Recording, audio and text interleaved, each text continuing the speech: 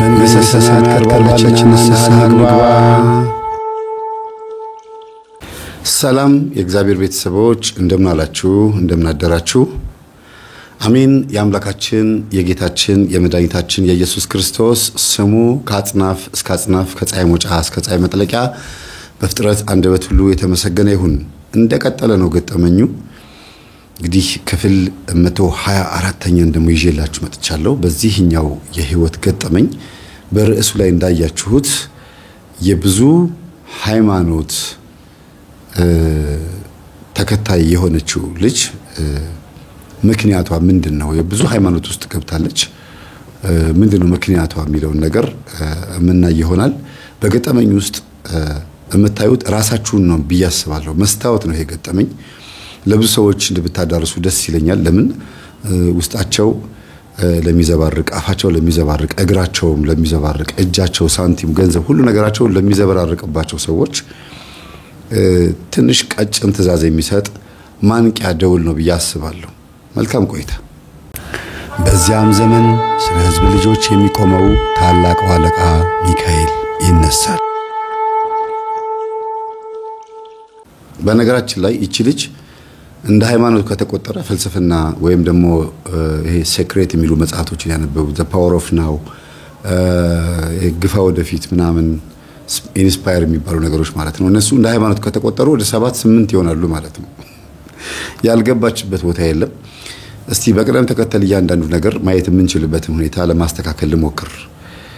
ገጠመኙ እኔ እንዳቀርበው መጨረሻ ላይ ተወሰነ እንጂ ራሷ ነበር መቅረብ የነበረባት። ግን በቅርብ ጊዜ ሰሞኑን የዛሬ 2 ወር አካባቢ ማለት ይቻላል አንዲት ልጅ ስሟን እርግጠኛ አይደለሁም፣ ሰላም ነው ስሟ፣ ምናልባት በማን ያዘዋል እሸቱ ላይ ቀርባ ትንሽ ልጅ የ21 ዓመት ልጅ ነች። በእርግጥ ትንሽ ልጅ ስንላት አትወድም መሰለኝ ልጅቷና በእድሜ ከአይምሯ እኩል ሊሆን የማይችል አንደበት ያላት ወይም ከእድሜዋ ጋር አብሮ ሊሄድ የማይችል አንደበት ያላት ልጅ ታይታ ነበር። ልክ እንደሷ አይነት አዌርነስ እንዲፈጠር ስለማልፈልግ አለች ልጅቷ፣ እቺ የገጠመኝ ባለቤት። እኔም አንተ እንድታቀርበው ነው የምፈልገው፣ መጨቃጨቂያና መከራከሪያ ሆኜ የአጀንዳ ማስቀየሪያ ርዕስ መሆን አልፈልግም። በአሁኑ ሰዓት ቤተክርስቲያን በሁሉም ሰው ልብ ውስጥ መታሰብ ስላለባት አጀንዳ አስቀያሪ መሆን አልፈልግም ብላኛለች። እኔም ደግሞ ሐሳቧን ተቀብዬ ይሄው ይዤ መጥቻለሁ። እግዚአብሔር በረዳ መጠን የታችንን ታሪክ እነግራችኋለሁ። ወንድሟም ትንሽ ተከላክሎኝ ነበር እንዳላቀርበው፣ ምክንያቱም ራሷ ታቀርብ በጣም ብዙ ስቃይ ውስጥ የገባች ልጅና እኛንም መከራ ያሳየች ልጅ ስለሆነች ራሷ ታቀርብ ብሎ ተከላክሎኝ ነበር። ግን አሳምኜው ነው ያቀረብኩት። ወይኔ ልናገር ስለ እህት ያለኝ። አይ ይብሳል። ወንድም ስለ እህቱ እንዲህ ነበረች ብሎ ሲናገር ጥላቻ ነው የሚመስልበት ስለው በጣም ተናዶ በራሷ አንደበት ቢሆን እንዴት ይጣፍጥ ነበር ብሎ አሳልፎ ለኔ ሰጥቶኛል፣ ሳይወድ በግዱ ማለት ነው። አሁንም እኔ እንዴት እንደማቀርበው በጉጉት ነው የሚጠብቁት ቤተሰቦች በሙሉ 9 ናቸው። አሁን ያሉትን ነው የምላችሁ፣ እናትና አባትም ጨምር 9 ናቸው። ግን 3 ልጅ ሞቶባቸዋል። 3ቱም ልጆቻቸው የሞቱት በአደጋ ምክንያት ነው። 2ቱ አንድ ላይ ሞተዋል። አንደኛዋ ደግሞ 3ቱም በአደጋ ምክንያት ቢሆንም ግን በተለያየ ስፍራ ላይ ነው የሞቱትና በ4 ዓመት ልዩነት ውስጥ 3 ልጅ አጥተዋል። እግዚአብሔር ለዚህ ቤት ጽናቱን ይስጥ። ይሄንን ሳልናገር አላልፍም። እነዚህ ልጆች ሲደመሩ 11 ይሆናሉ።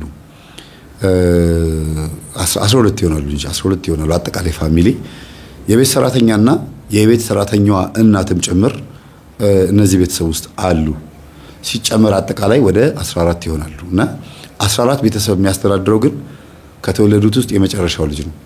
አይገርማችሁም? ከተወለዱት ቤተሰቦች ውስጥ የመጨረሻው ትንሹ ልጅ ነው ቤተሰቡን ቀጥ አድርጎ የሚያስተዳድረው። አባቱንም እናቱንም ጦሮ ቀጥ አድርጎ የሚያስተዳድረውና ጀግና ብያለሁ ወንድማችን ቤቢ ተባረክ። ሌሎች ወንድሞችም እግዚአብሔር ቀን ሲጥልላቸው ወይምና ቀን ሲያነሳቸው ቤተሰቡን የሚያስተዳድሩበት ጊዜ ይመጣል። ሙያው የብቻው ነው። እነሱ የሚሰሩት ሙያ አይደለም። ለብቻው የሚሰራው ሙያ ስለሆነ ብቻውን ነው ቤተሰብ የሚያስተዳድረው። ገንዘቡ እንዴት አድርጎ እንደሚያብቃቃው አላውቅም። ኮራ ደልቀቅ ብሎ ነው የሚኖሩት ቤተሰብ። ደሞዙ ለሱ ከበቂ በላይ ነው። ለቤተሰብ ግን በመጠን እንዲኖሩ አድርጓቸዋል። ይሄንን መናገር የፈለኩት ስለ ልጁ ጥንካሬ በተደጋጋሚ ለቤተሰብ እናገር ስለነበረ እንደ ታሪክ እንዲቀመጥ ስለፈለኩ ነው። በጣም ጠንካራ፣ በጣም ብርቱ፣ በጣም ታታሪ ሰው ነው። ቤተሰብ ሰብሰብ ብላችሁ ብትሸልሙት ደስ ይለኛል። ቤቢን ማለት ነው። ወደ ገጠመኙ ስመጣ ግን እህታችን የቤቱ ሁለተኛ ልጅ ናት። ሁለተኛ ልጅ ማለት ደግሞ ያው የመጀመሪያ ልጅ እንደማለት ነው። የአንድ ዓመት ልዩነት ነው ያላቸው። እንደ ቤተሰቡ ይለያያል እርግጥ እና እህታችን ሁለተኛ ልጅ ናት ሲባል በጣም ፈጣን፣ በጣም ቶሎ የሚገባት አስተዋይ ተብላ የምትታሰብ ልጅ ነበረች በልጅነቷ እስከ 15 ዓመቷ ድረስ ማለት ነው። በሰፈር ውስጥም በትምህርት ቤትም በቤተሰቦቿ አንድ አይነት ነች። ያ ማለት ጭንቅላቷ በጣም ፈጣን ስለሆነና አስተሳሰቧ በጣም የሚገርም ስለሆነ ሁሉም መጨረሻዋ ምን ይሆን እያሉ ነው የሚያስቡት። አንድ እናት ብቻ ናቸው መጨረሻሽን ያሳምርልሽ ብለው የመረቋትና ምን አርጋላቸው እንደሆነ አታስታውስም። እሷ ግን ማማኮ መጨረሻሽን ያሳምርልሽ ብሎኛል ብላ ስትል አስታውሳለሁ። ጎረቤት ናቸው እኚህ እናት። ምርቃታቸው እውነትም ትክክል ሰርቷል። ግን እቺ ልጅ መከራዋን ያየችው መጀመሪያ ኦርቶዶክስ ነበረች። ከኦርቶዶክስ መሆንም አልፋ ጽዋ ማህበር ውስጥ ስነ ጽሁፍ የምታነብ፣ ከበሮ የምትመታ፣ የምታገለግል ጥንግ ድርብ ለብሰው የጽዋ ማህበርተኞች ጥምቀት ከታቦት ፊት ከመዘምራን ፊት እንዲሰለፉ ተከራከራ፣ ከፖሊሶች ጋር ተከራከራ ባይንደር ወይም ባጅ አድርጋ ፖሊስ ጣቢያ ድረስ ገና ጥምቀት ሳይደርስ ሄዳ አስመስክራ ማህበር አለኝ እንዳትከለክሉኝ ህጋዊ ወረቀት ስጡኝና ባጅ እናድርግ ስንት ናችሁ ሲሏት 60 ነን ትላለች። ግን እነሱ ገና 20 ምናምን ናቸው። አዎ 60 ከሆናችሁ ችግር የለውም እንሰጣቸዋለን ምናምን ተብላ ፎቶ አሳይታ ምናምን ነው። በጣም ፈጣን በመሆኗ የተነሳ በዚህ ልክ ከፖሊሶችና ከኮማንደሮች ጋር ትግባባለች። እና ጥምቀት በሚመጣበት ሰዓት እንደዚህ አርጋ ወጣቶችን ታሳትፋለች። ዋናው አሁን ግን አይደለም የማህበሩ ፈጣን ስለሆነች ብቻ ቦታ ይሰጣታል፣ ይሳካላታልም ደግሞ። ግን ሁልጊዜ ጥያቄ አለባት። ሁልጊዜ የነፍስና የህይወት ጥያቄ አላት። እግዚአብሔር የእውነት ኦርቶዶክስ ውስጥ ነው ያለው ብላ እንድትጠይቅ የሚያረጋት ብዙ ነገር ታያለች። አንደኛ እንድታይ የሚያረጋት የአገልጋዮች ስንፍና ነው። አንደኛ። ሁለተኛ ደግሞ ጥያቄ ስታቀርብ የሚያቀርብላት ወይም መልሱን የሚመልስላት በተገቢው መንገድ የሚመልስላት ሰው አላገኘውም ነው የምትለው። ለተገቢው ሰው ጥያቄውን ስለማታቀርብ ይመስለኛል ያጣችው። ተገቢውን ጥያቄ ለተገቢው ሰው ማቅረብ የሚቻል ከሆነ መልሳለሁ። እናታችን ዝም ብላ ባገኘችው አጋጣሚ አባቶችን እንደ አባቶች እንደ ጠምጣሚ እንደ አንድ ካህንና አንድ ቄስ ተረድታ ሊመልሱትም ላይመልሱትም ይችላል ማለት አለባት እንጂ ዜማ የሚያውቅ ቄስና ዲያቆን ሁሉ ያቆረበና የቀደሰ ካህን ሁሉ ወንጌል ያውቃል የሚል አመለካከት ሊኖረን አይገባም። ሁሉም የራሳቸው የሆነ ጸጋ ኖሯቸው ቤተክርስቲያን በአብነት ትምህርት ቤት ውስጥ ቆይታቸው የተወሰነ የተገደበ ሊሆን ይችላል። በሊቃውንት ቦታ ላይ የሚመደቡ ደግሞ ይኖራሉ። እና ታችን ጥያቄዎች አሉኝ የምትለው መናፍቅ ጓደኛ ስለነበረቻት ነው። ፕሮቴስታንት ጓደኛ ነበረቻትና ታዋራታለች። እና ስታዳምጥ ከልቧ ነው የምታዳምጠው። ኢቭን በመዝሙር እንደተሳቡት ሴቶች አይደለችም። በመዝሙር ተስበው እንደገቡት አይደለችም። እንኪ አዳምጪ ስትላት ነው እኔ እኮ የጽዋ ማህበር አባል ነኝ፣ እኔ እኮ መንፈሳዊ ሰው ነኝ፣ እንደዚህ ነገር አልፈልግም። እሺ እናውራ ስለ ጌታ ቃል ችግር የለውም ይቻላል። ከዛ እቺ ስጠይቃት ግን አትመልስም። በጣም የሚገርመው ነገር እዚህ ጋር ነው ትልቅ ልዩነታችን። ከበሮ ትደበድባለች፣ ስነ ጽሁፍ ታነባለች፣ ወይም ደግሞ ዝም ብላ መዝሙር ላይ ታዘወትራለችና ጽዋ ትጠጣለች እንጂ መጽሐፍ ቅዱስን ቁጭ ብላ አልተማረችም፣ ኮርስ አልተማረችም። እዚህ ጋር ነው ወሳኙ። ፕሮቴስታንቷ ደግሞ የደህንነት ትምህርት የሚባል ተምራለች፣ የመዳን ትምህርት ማለት ነው። ጥቅስም ማታውቀው ጥቅስ የለም። በቃ በጣም ጎበዝ ናት። በዚህ አጋጣሚ ላደንቃት እወዳለሁ። ድምጿን ኦዲዮን ሰምቼው ግርም ብሎኛል። በሴት ደረጃ መጽሐፍ ቅዱስን እንደዚህ ጥጥት ብልት ያደረገች ፕሮቴስታንት ግን ቀና አመለካከት ያላት። ቀና ስላችሁ ምንድነው? ኦርቶዶክስን አትሳደብም፣ ኦርቶዶክስን ሌላ ነገር ውስጥ ይሄ ቅዱሳን አታንቋሸሽም፣ ግን ጥያቄ ነው ያላት። ፕሮቴስታንቷ ብልጥ ነች። አውቃ ይሄ እንደዚህ ይላል መጽሐፉና እናንተ ደግሞ ለቅዱሳን እንደዚህ ታረጋላችሁ ለመላእክት እንደዚህ ታረጋላችሁ ይሄ ለስዕል ትሰግዳላችሁና ምን ትላታለች ልጅቷ በቃ ጥያቄዎቹን በሙሉ ይዛ መጣ ስትጠይቅ አይመልሱላትም አባቶች አው እንዴ ሚካኤልን አንድ ካህን ምን አሉኛለች እንዴ ቅዱስ ሚካኤል ሰራውን ታምር አልሰማሽም እንዴ አሏት እሷ ደግሞ መጽሐፍ ቅዱስ ላይ ያለ መስሏት ሰማቻቸው ምን አባቴ እስቲ ንገሩኝ ምን ላይ ነው የሚለው ድርሳነ ሚካኤል ነው ታሪኩን ተርከውላት ከጨረሱ በኋላ ድርሳነ ሚካኤል ላይ ነው አላት ድርሳነ ሚካኤል ላይ ያለውን ተአምር ለኦርቶዶክሳዊያን እንጂ ቢጠቀሰው ለፕሮቴስታንት ጥያቄ አይጠቀስም ልጅቷ አልገባትም ነበር መጀመሪያ ድርሳነ ሚካኤል ፕሮቴስታንቶች የሚቀበሉ መስሏታል መጀመሪያ በኋላ ላይ ግን ቆይታ ነው የገባት ይኸውልሽ ድርሳነ ሚካኤል ላይ እኛ ጋር እንደዚህ የሚባል ድርሳነ ሚካኤል የእናንተ መጽሐፍ ነው አለቻት ነው እንዴ ኦኬ ምንድነው አንድ የሚያደርገን ሲባል እኛ 66 መጽሐፍ ነው ያለን እናንተ ደግሞ 80 አሃዱ ወይም 81 መጽሐፍት ነው ያሏችሁ እና ብላ ኦርቶዶክሷን አስተማረቻት የኛ ሃይማኖት ምን እንደሚመስል በቀናነት ያለምንም ስተት ኦርቶዶክስ ምን እንደምታምን ነገረቻት የሚገርማችሁ ሰምቼዋለሁ ኦዲዮ በጣም ማደንቃት ፕሮቴስታንት ኦርቶዶክስ ሃይማኖት ምን እንደምትመስል በዚህ ልክ ካወቀች ለምን ፕሮቴስታንቶች የሚሉ ጥያቄ እንዳለ ሆኖ ኦርቶዶክስ ልጅ ከፕሮቴስታንት ስለ እምነቷ ሰማች ከዛ ጥያቄዎች ብቻ ዞሮ ጥያቄዎቹ የሚመልስላት ሰው ስታጣ ፕሮቴስታንት ሆነች ለመጀመሪያ ጊዜ የፕሮቴስታንትን እምነት ተቀላቅላ ቤተሰቦቿን መታ ጴንጤውኛለሁ አለች አሉ ደነገጡ ጴንጤውኛለሁ ለምን ጥያቄን የሚመልስልኝ ሰው አጣው አባቴን ጠየቅኳቸው አንዳንድ ሰንበት ተማሪዎችን ጠየቅኩኝ የሚመልስልኝ አጣው እሺ አምጪ ጥያቄሽኛ እንስማሏት ከዛ ሰሙ እነሱም እሺኛም መምህር እናምጣና እናከራክርሻሏት ቢሉ በዛ ቢሉ ጥያቄውን አልመለሱላትም የእውነት አልመለሱላትም በእውነት አገልጋይ የተባሉ ሰዎች አልመለሱላትም በጣም ወሳኝ የሚባሉ የዶግማ ጥያቄዎች ናቸው የቀኑና የሥርዓት ቀኑና ጥያቄዎችም አሉ እንዲሁም ደግሞ የሎጂክ ጥያቄዎች ሁሉ አሉ እና አልተመለሰላትም በዚህ ጉዳይ ላይ ስትከራከር ሪከርድ ታደርጋለች ለምንድን ነው ሪከርድ የምታደርገው በወቅቱ ስከራከራቸው አልሰማዋቸው ሊሆን ይችላል ብላ ጥያቄው እንዲመለስላት ስለምትፈልግ መልሳ ታዳምጠዋለች እንዲሁ ዝም ብላ በመዝሙር ተሰባ የገባች ቢሆን ገንዘባይታ የገባች ቢሆን ፍቅረኛ ፍቅራ የገባች ቢሆን በብዙ አይነት ሌላ ኬዞች የገባች ብትሆን ወይ አኩርፋ ከኦርቶዶክስ ምናምን ችግር ኖሮ የገባች ብትሆን ኖሮ ስለምንም ነገር ማሰብ አትፈልግም ከተሳብቃ ገብታለች ግን እውነትን ፍለጋ ስለሆነ ኦርቶዶክስ ውስጥ ያለውን እንትን አትንቅም የሚገርማችሁ ከዛ ፕሮቴስታንት ውስጥ ከገባች በኋላ ደግሞ ኦሬዲ በተከራከረችው ክርክር አምኛለሁ ብላለች ኦሬዲ ፕሮቴስታንት ሆና ግን ፕሮቴስታንትም ሆና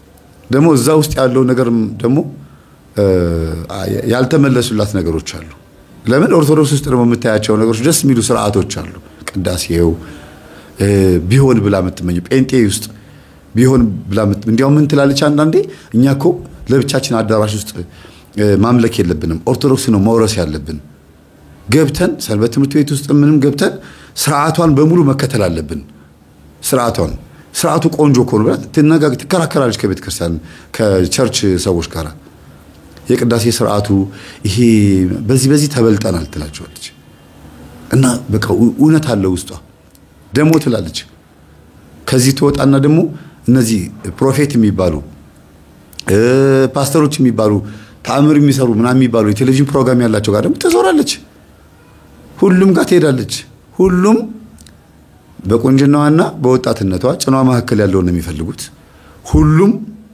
አጭቤዎች ናቸው ይገባቸዋል አጭቤ ስለ በእኔ አንድ በታያምር ማረል ሁሉም ወመኔ ነው ወይም ደግሞ ሁሉም ጉንጭ አልፋ ይሆንባታል ዝም ብላ ጌታ ማለት ብቻ ነው እንጂ የሚሆንባት ምንም ለነፍስ የሚሆን ዘላለማዊ ህይወትን ለመውረስ የሚሆን ጠብ የሚል ክርስትና ህይወት ከሰው አላገኘችም ቃሉን ብቻ ልከተል ብላ ስትቀጥል ደግሞ ቃሉን በትክክል የሚኖሩት ጆቫዎች መሰሏትና ጆቫዎች ጋር ገባች የዛሬ አመት ነው የዛሬ 6 ወር እንደዚህ አቅርብ ያለው ለዛ ነገጠመኝ አንዲት ልጅ እና የዚህ ልጅ ታሪክ ሲሰማ እሷን ትዝ ያለችኝ ያቺኛዋ ሙጢ ሚጣ ታስታውሳታላችሁ አይደል እና ጆባዎች ጋር ገባች። ጆባዎች ደግሞ ስነ ስርዓታቸው፣ አለባበሳቸው፣ ምናምናቸው በቃ የሚገርም የበግ ለምድ ነው እና ፌል የሚያደርጉበት የሆነ ቦታ ላይ አለ። ብዙም አይደሉም። የሆነ የውጭ ሀገርን የጆቫ እምነት መስራቾች ድርጅቶቹን አላችሁ ሲሏቸው አለን ለማለት ያክል ብቻ ነው የተቋቋመው። መንገድ ላይ ምን ስበክ ብለው ወጥተው አንድ ቀን ሰው ሰብኮ አያውቁም። ወረቀትና የሆነች ነገር መጽሐፍቶች ይዛሉ። መንገደኛ ሲያልፍ ዝም ብለው ይፋጠጣሉ ከነሱ ጋር። ለምን ደሞዝ ይኖራቸው በጀት ይኖራቸው አይዶ ነው አለ ብዬ አስባለሁ። ደሞም እንዳለ ነው ማስበውና ለታይታ ይመስለኛል። ቁጥራቸውም እንዲበዛ የሚፈልጉ አይመስለኝም ሳስበው። እና እዛ ውስጥ ገባች። ከነሱ ጋር በጣም ብዙ አብራ አገለገለች ወደ 4 ዓመት። የሚገርማችሁ ግን ቤተሰብ ቀርር ቀጠል ብሏል።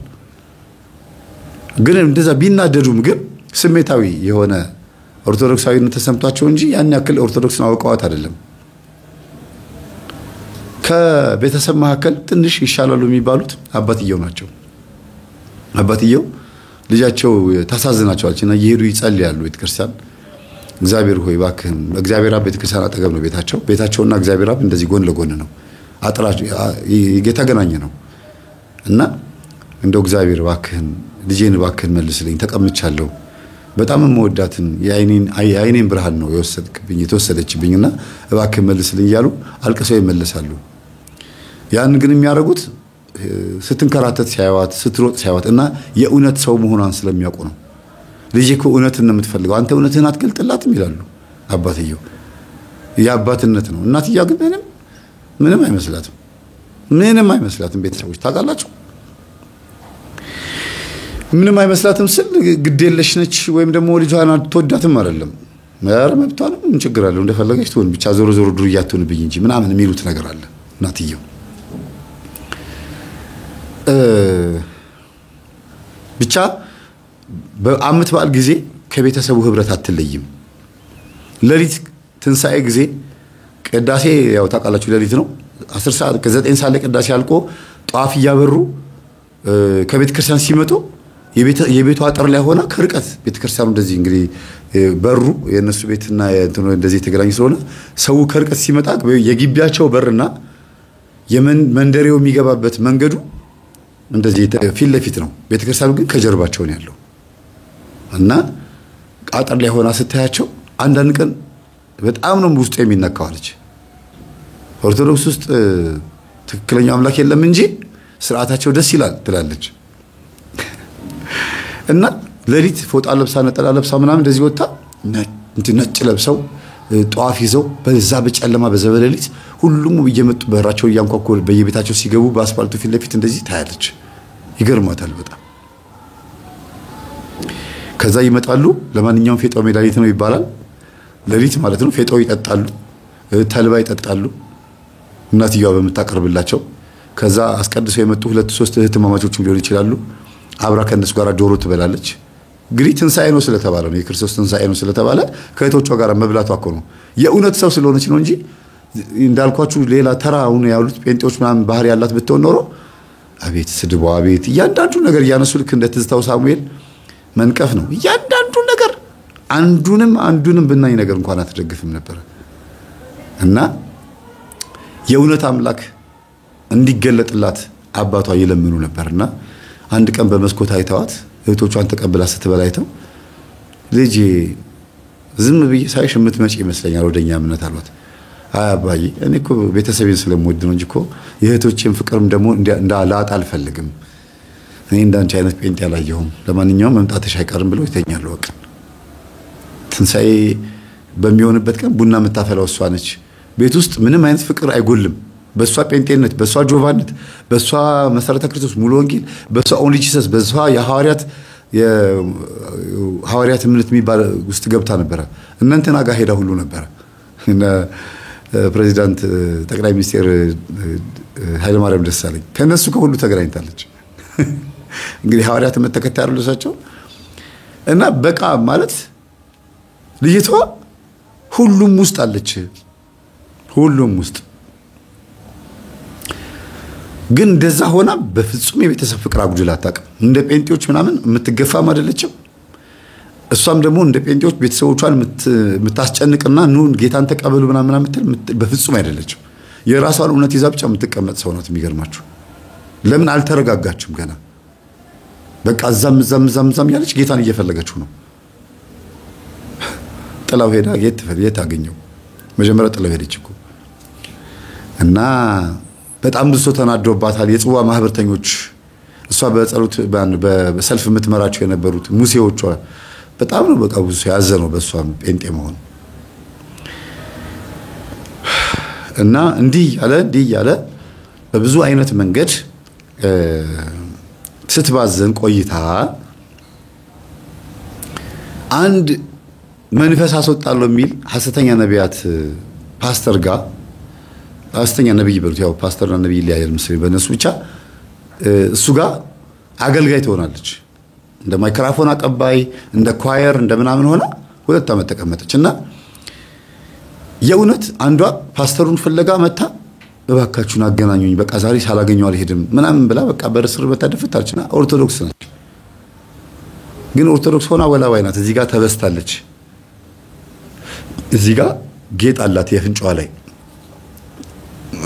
ሴተኛ ዳሪነትም እንደዚህም ብቻ አለባት። ይቅርታ ለመናገረው ነገር ላይባል ይችላል እና ግን በቃ ያድናል ተብሎ እጁን ሲጭን እንትን ይላል ተብሎ ምናምን ሲጮህ ስለምትሰማ ቤቷም እዛው አካባቢ ስለሆነ ቸርቹ አካባቢ በቃ ነብዩ ማግኘት ፈልጋለሁ ዛሬ ባካችሁን በቃ ይመጣል በቃ ማታ ተባጭ ተነገረው ተደውሎ።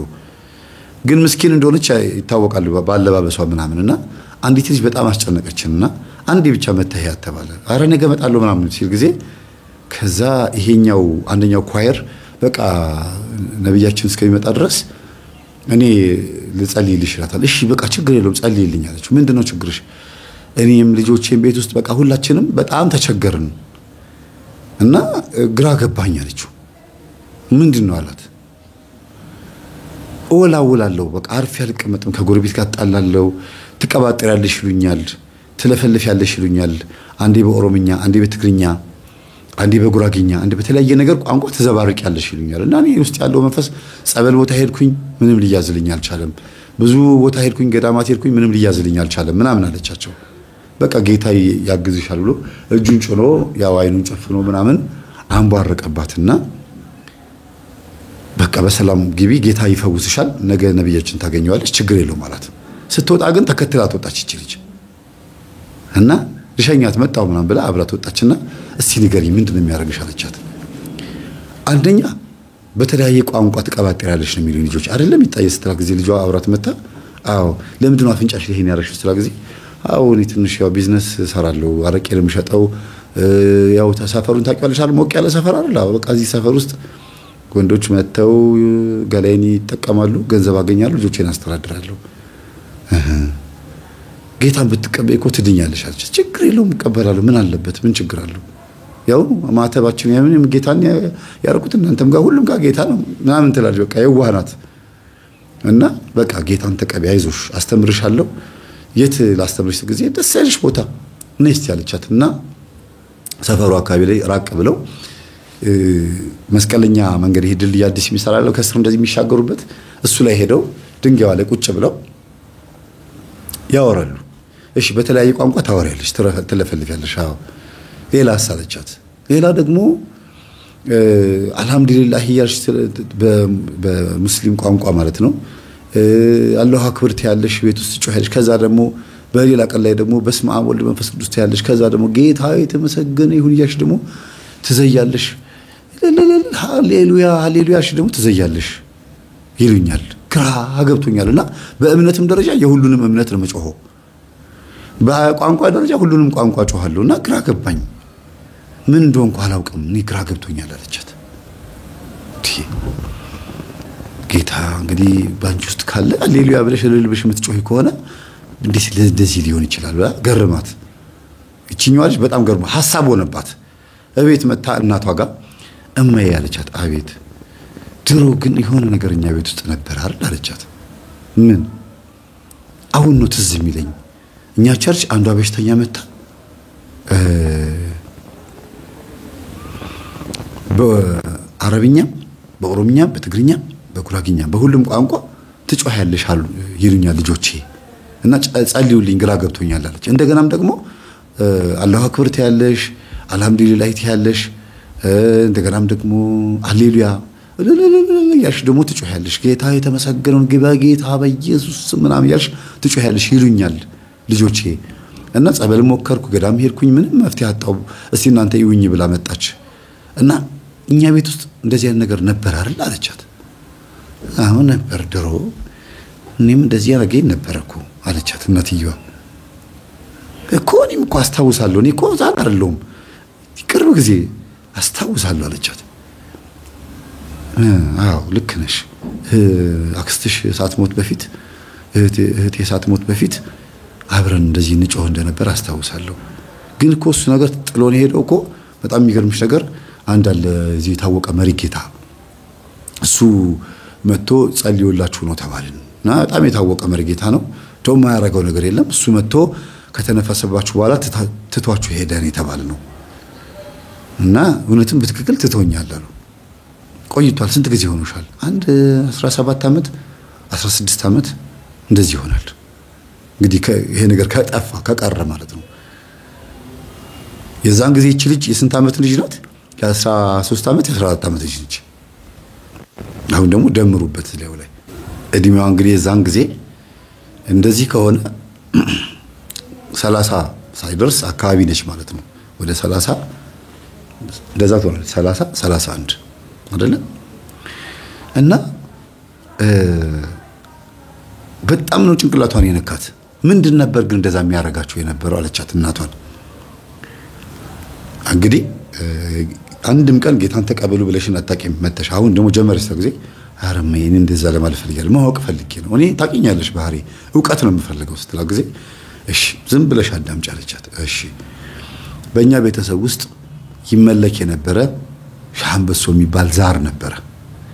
ይሄ ሻምበሶ የሚባለው ዛር አያቴ ነች ይዛ የመጣችው። እኔና አባትሽ ስንጋባ እኛ ቤት ትኖር ነበር አያትሽ። እኛ ቤት በምትኖርበት ሰዓት ቡና እናፈላላት ነበረ። ቡና እያፈላንላት ወዲያ ወዲህ እያልን ምን እያልን እናገለግላት ነበርና የሷ የአያቴ መንፈስ ወደኔ የመጣበት ቀን ላይ ነው አንቺ አሁን ባይምሮሽ የምታስተውሹ። የአያቴ መንፈስ እኔ ላይ መጥቶ ሲገባ እኔ ልሞት ነው ተረከቢኝ፣ ከዚህ በኋላ ልጅሽን ወድጃታለሁ ብሎኛል፣ ፈረሴን ተረከቢ ብዬ ብላ አያቴ እኔን ስታስጨንቀኝ እሺ ብዬ ምን እንደሆነ ስለማላውቀው እሺ ብዬ ተቀበልኳት። አባትሽም ባለቤቴም ደግሞ አስጨነቀኝ። ዝም ብለሽ ተቀበይውና ጸበል ትጠመቂያለሽ ሲለኝ ይሻልኩት እና ያን የተቀበልኩኝ ጊዜ በ6 በ7 አይነት ቋንቋን የቀባጠርሽው ተብያለሁ። ይሄን ያላቅማ እኔ በጣምኛ አስታውሳለሁ አለች። ወለተሽን ነው አንቺ በጣም አይምሮሽ በጣም የምትገርሚ ሰው ነሽ። ለማንኛውም አባትሽ ሲመጣ በደንብ ይነግርሻል፣ እኔ ግን አሁን ማቆል ልንገርሽ ብለው በብዙ አይነት ቋንቋን የቀባጠሩት ሴትየዋ እናትየዋ ማለት ነው። ሲቀባጥሩ ግን ቆይ የዛሬ 16 ዓመት እና 17 ዓመት አይደለም የገባው፣ ያን የገባባቸው የዛሬ 30 ዓመት ነው የገባው። እሷ እቺ ህፃን ልጅ የምታስታውሰው ምኑን ነው? ለመጨረሻ ጊዜ ደብተራው መጥቶ መርጌታው መጥቶ ያንን መንፈስ አናዘውት ያንን መንፈስ ራሱ ሲወስደው ሲቆራኘው ነው፣ ወደ ራሱ ሲስበው ነው። ያውም አፈላልጎ ነው ተነግሮት መጥቶ በልመና ነው ራሱ ይወሰደው። የሚገርማችሁ እና እኚህ እናት ምንድነው ያሉት? የዛሬ 30 ዓመት እናቴ ስታዋርሰኝ ወይም ያንቺ አያት ስታዋርሰኝ ወድቄ ተንፈራፍሬ አረፋ ደፍቄ ነበር። ደግሞ አዲስ ሙሽራም ስለነበርኩኝ ካገባውኝ ገና 2ኛ ዓመቴ ስለነበረ እንዳልጎዳ ባለቤቴ በጣም ብዙ ይንከባከበኝ ነበር። ቆንጆ ነበርኩ አሉ። በእርግጥም ፎቶአቸው ያሳያል። በጣም ቆንጆ ነበሩ። ጸጉራቸው የሚገርም ነው። የወንድ በቃ ወንድ ነበር የሚጣላባቸው። ያስታውቃል ፎቶአቸው። እውነት እንደው ከእጥረታቸው በስተቀር ከአጭርነታቸው በስተቀር በጣም ቆንጆ ናቸው። ሲበዛ በእውነት ድምቅ ያሉ ታውቃላችሁ፣ ድምቅ ያሉ ምናልባት አርቲስት ሙሉዓለም ይመስላሉ። ያን አርቲስት ሙሉዓለም የዛሬ 40 ዓመት 30 ዓመት ምናምን ማስታወቂያ ከሰራዊት ፍቅረ ጋር ተሰራ በነበረበት ሰዓት የነበረው መልኳን ታስታውሳላችሁ? እነ መሰረት መብራቴ ወጣት በነበሩበት ሰማ በቃ ብቻ በእንደዚያ ሁኔታ ላይ የነበሩ ሴትዮ ናቸውና የወቅቱ አበባ ናቸውና በጣም መንፈሱ ያያቸው ነበር። የቡዳ መንፈስ ነው። የሻህ አንበሶ ሆኖ ቡዳ እስላም ዛር ነው እና አላሁ አክበር ብየው ጮህኩኝ ብለሽ ጮህሽ ነው የሚሉኝ አላሁ አክበር ማልሽ ሃሌሉያም አልሽ እንደገናም ደግሞ በጣም ብዙ ነገር የቀባጠርሽው ብቻ ብዙ ነገር ለፍልፈሻል ያላልሽው ነገር የለም ብለዋታልና እኚህ እናት ለልጃቸው ሲነግሯት ልጅቷ አንድም ነገር በመሐላት ትናገር ማተነፈስም ጸጥ ብላ ነው የምታዳምጠው በጣም ግን ሰውነቷ ይንቀጠቀጥ ነበር በወቅቱ ሴትዮዋ ሲነግሯት ሰውነቷ በጣም ተንቀጠቀጠ አባትየው በዛ አጋጣሚ መጡ ይሄው አባትሽ መጣ እንደውም ጠይቅ ምንድነው አሉ አባትየው አባዬ አንድ ጥያቄ ልጠይቅ ነው አይ እኔ ሃይማኖት ነገር እኮ ነው ያላቀም ልጄ ብትመለሽልኝ ደስ ይለኛል አይ አባዬ እሱን አይደለም እማዬ ድሮ የዛሬ 30 ዓመት መንፈሱ ሲዋረሳት ቀባጥራ ነበር ይባላል ደሙ በምን አወቅሹ ከዛ ከመጀመሪያ ጀምሮ የነበረውን የልጅቷን የዛች ቸርች የመጣች ሴትዮ ማም ነግራ ባጭሩ ላሳጥሩላችሁ ብዬ ነው ወደ ዋናው ሐሳብ መጣችላቸውና የዛን ጊዜ እናትሽ በጣም ነበር የምታምረውና የሰፈር ሰው ሁሉ በጣም ይፈልጋት ነበር እኔ ደግሞ ከጄ ልትወጣ ስለማልፈልግ ይሄ መንፈስ ይጠብቅልኛል ብዬ ስላሰብኩኝ ተቀበይው አልኳት ሻምበሱን ከዛ እውነትም ተቀበለችው ቤቱ ውስጥ በብዙ አይነት ቋንቋ እየቀባጠረች ተለፈልፍ ታጓራ ነበር በትግርኛ ታወራ ነበር እንስቅ ነበር በኦሮምኛ ታወራ ነበር አረብኛ ታወራ ነበር ምናምን ብላ ስትግዜ ሴትዮዋ ራሷ ያቺኛዋ ሴትዮ አይገርማችሁ ያቺ ሴተኛ ዳር ያልኳችሁ ቸርች የመጣችው እንዴ ከዛ ወይኔ ሴትዮዋን ስም በጠየቅኩ ፎቶ ባነሳኋት ኖራለች ለምን ተበቀተም ዘመን ልትሆን ትችላለች ብላ አስባኮ ነው ውስጧ ሲነግራት እና ምንድነው ግን አሁን የማውቅ ይፈልሽው አይ እንደው ዝም ብሎ በቃ ዛጋ ያን ሰማውኝና እኛ ቤት እኔ የዛ 13 ዓመት ልጅ እያለሁኝ እማዬ በሌላ ቋንቋ ስትቀባጥር አስታውስ ነበር ጊዜ ጎበዝ ነሽ ጎበዝ የኔ ልጅ አዎ የዛን ጊዜ እኮ የመጨረሻ ጊዜ አንድ ደብተራን አስቸግሬው መሪጌታ አስቸግሬው ናና ባክህን እንደው እንዲህ ስለ ጊዜ አራ ይሄማ በጣም የምፈልገው አይደል እንዴ አለና መጣ ለምን ብዬ ስለው ሳስተምር በሁሉም አይነት ቋንቋ ማስተማር ስለምፈልግ የሷን መንፈስማ ፈልገዋለሁ ይሄማ ይፈልጋል አለኝ እሺ ና ብዬ ጠራሁት ከዛ ምን አደረገ ብቻ ምን የሆነ ነገር አጫጫሳ ምን አለ ቅቤን እሱም ተቀባ ሴትዮዋም ሚስቴም ተቀባች መጥቶ ጭንቅላት ለጭንቅላት እንዲህ ይሄን ታውቃላችሁ እንደዚህ እንደሚደረግ ከዚህ በፊት ተናግሬዋለሁ ገጠር ላይ እናቶች ልጆቻቸው ራስ ምታት ሲታመሙባቸው ቅቤ ይቀቡና እናታቸውን ከልጆቻቸው ጋር ያገናኙና በቅቤ ይስቡታል ና እኔ ወደኔ ልጄን አታሰቃይ ወደኔ ና እያሉ እንዴ ከዛ እንደዛ አድርጎ ወሰደው ደግሞ በቅቤ የሚደግም ደብተራ በጣም አደገኛ ነው ይባላል የቅቤ ድግምት በጣም ከባድ ነው እና እንደዛ አድርጎ ወዲያው ነው እንደ እንትን ነገር እንደ አብሾ ነገር አድርገው አስቀባጠረውና ሴትዮዋ ወደ ኋላ ሄዳ ከግድግዳ ጋር ተጋጨች ሰውየው ወደዛ ጋር ተጋጨ መሃል ላይ ምን እንደተፈጠረ አላቀማሉ ሰውየው ደንግጠው ሁለቱንም ያያዩዋቸው አሉ እኛ አባትየው ማለት ነው ሁለቱንም ያያዩዋቸው ለለለለ ሲሉ ጊዜ ነቃውታሉ አንድ እናት እልል ብሎ ጮሁ ምንድነው በየሰል ጊዜ ተገላገለች ሚስት ተገላግላለች ይሄው ወስቷል ሰውየው ንብረቱ ነው ይወሰዳሉ ካህን መርጌታ ደብተራ ንብረቱ ነው ሲባል አጋንንት አያሳፍርም ከዛ ልጅቷ ደንግጣ እኔም እኮ እነዚህ ሰዎች እንኳን አይጥሙኝም ቄሱ ነው በመንፈስ ቋንቋ ለናገር ላስተምር ቢለው የሚገርም ነው እስቲ ማን ነው በግዕዝም በኦሮምኛም በትግርኛ በሁሉም ቋንቋ ላስተምር የሚል መምህር ማን ነው ብላ መግባት ጀመረች ተገናኘን የዛን ሰዓት ከኛ ጋር ማለት ነው እኛ እንደዛ እናስተምርም ቢሆንም እግዚአብሔር ጸጋ ሰጥቷቸው የሚያስተምሩ ሊኖሩ ይችላሉ በልምድ ሊኖር ይችላል ለምሳሌ እኔ ወላይታ ብዙ ተቀምጫለሁ ወላይትኛ ቋንቋ መስማት እችላለሁ በተወሰነ መልኩ ግን ብችለው ደስ ይለኝ ነበር ችየው በመጣ ከዛ ሀገር ሳውላ የምትባል ሀገር በስኬቶ ማለት ነው ኦሮሚያ ክልል ብቀመጥ ኦሮሚያ ይችል ነበር ሁሉም ሀገር በዚህ ባለችኝ እድሜ ማለት ነው እንደዚህ ሆኖ የሚቀመጥ ሰው አለ ቋንቋ የሚችል ሰው ግን በአንድ ጊዜ 6-7 ቋንቋ በአንድ ጊዜ መቻል አይቻልም ከባድ ነው አሁን መማር በጀመረ ነኝ ምናልባት ከ10 ዓመት በኋላ ፐርፌክት ቢያንስ የ6-7 ሀገር ቋንቋ ፐርፌክት ልናገር ይችላል በመማር በጸሎትም ደግሞ ምናልባት በጸጋ ሊሰጥ ይችላል ባጋንንትም ደግሞ ይገኛል የሚገርማቸው አያችሁ አሁን የግዴታ ሁሉም ቋንቋ ተናጋሪ ባጋንንት ነው ማለት አይደለም ነው የኔ አባባል የተቆረጠ ቪዲዮ ብቻ ቲክቶክ ላይ እየለቀቃችሁ አንዳንድ ሰዳቢ የሚሳደቡ ሰዎች አሉ እኔ አሁን ለምሳሌ ማዛጋት ካጋንንት ነው አብዛኛው። ምክንያቱም ዘውጉን ትምህርቱን ይዞ የሚሄድ ቪዲዮ ልቀቁ ምለው ለዚህ ነው። ሙሉን ሐሳቡን ሊገልጽ የሚችል ቪዲዮ ልቀቁ።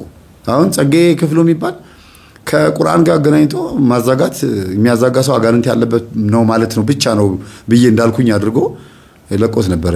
እሱ ለነገሩ የራሱ የልብ ድንቁርና ሊኖርበት ይችላል። ዝም ብሎ ያገኘው ነገር ለቲክቶክም ለዩቲዩብም ቁጭ ብሎ ስለሆነ የሚለፈልፈው ብዙ የሚዞርበትን ቦታ ስለማይኖር እንደኛ ያወራ ችግር የለው መብቱ ነው። ግን እዚህ ጋር ስንነግራችሁ በሁሉም አይነት አንግል ማየት እንዲቻል አድርገን ነው የምናገረውና ስትለቁት ቪዲዮን ቆርጣችሁ ስትለቁት ትምህርታችንን ዘውጉን መሳት የለባችሁም። ወይም ገጠመኝ ውስጥ ገብታችሁ ሙሉን አዳምጡ ብላችሁ መጻፍ አለባችሁ። ቁርጥ ባርጋችሁ ብቻ ትንሿን ነገር አትልቀቁ። አሁን ቲክቶክ ብዙ ረጅም ሰዓት 10 ደቂቃ 20 ደቂቃ መልቀቅ ስለተቻለ ሰፋ አርጋችሁ ልቀቁት። አንዱም የምታሰድቡን እናንተ ልትሆኑ ትችላላችሁ የተሟላ ቪዲዮ ስለማትለቁ ማለት ነው።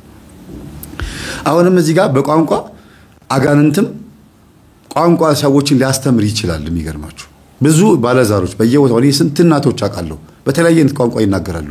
በኋላ ተሰማ ቃልቻ ምናምን እንደዚህ ምናምን የሚያመልኩ እናቶች ናቸው አብዛኛው።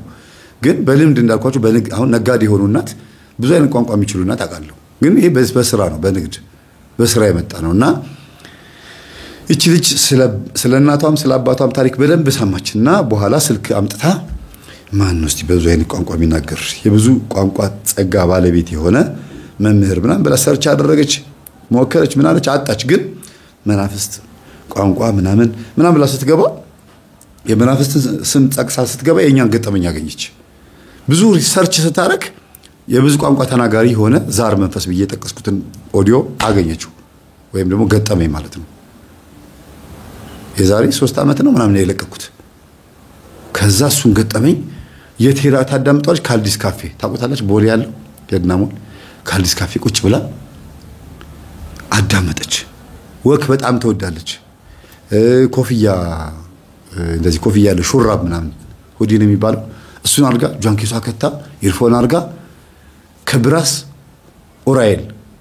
ከኦራኤል መታ ወደ 22 ማዞሪያ ከ22 ማዞሪያ ወደ መገናኛ ከዛ ወደ ስቴዲየም ብቻዋን እኮ በእግሯ በቃ ወክ እያደረገች አብራን ከርቲው እንጃ ላይሆን ይችላል።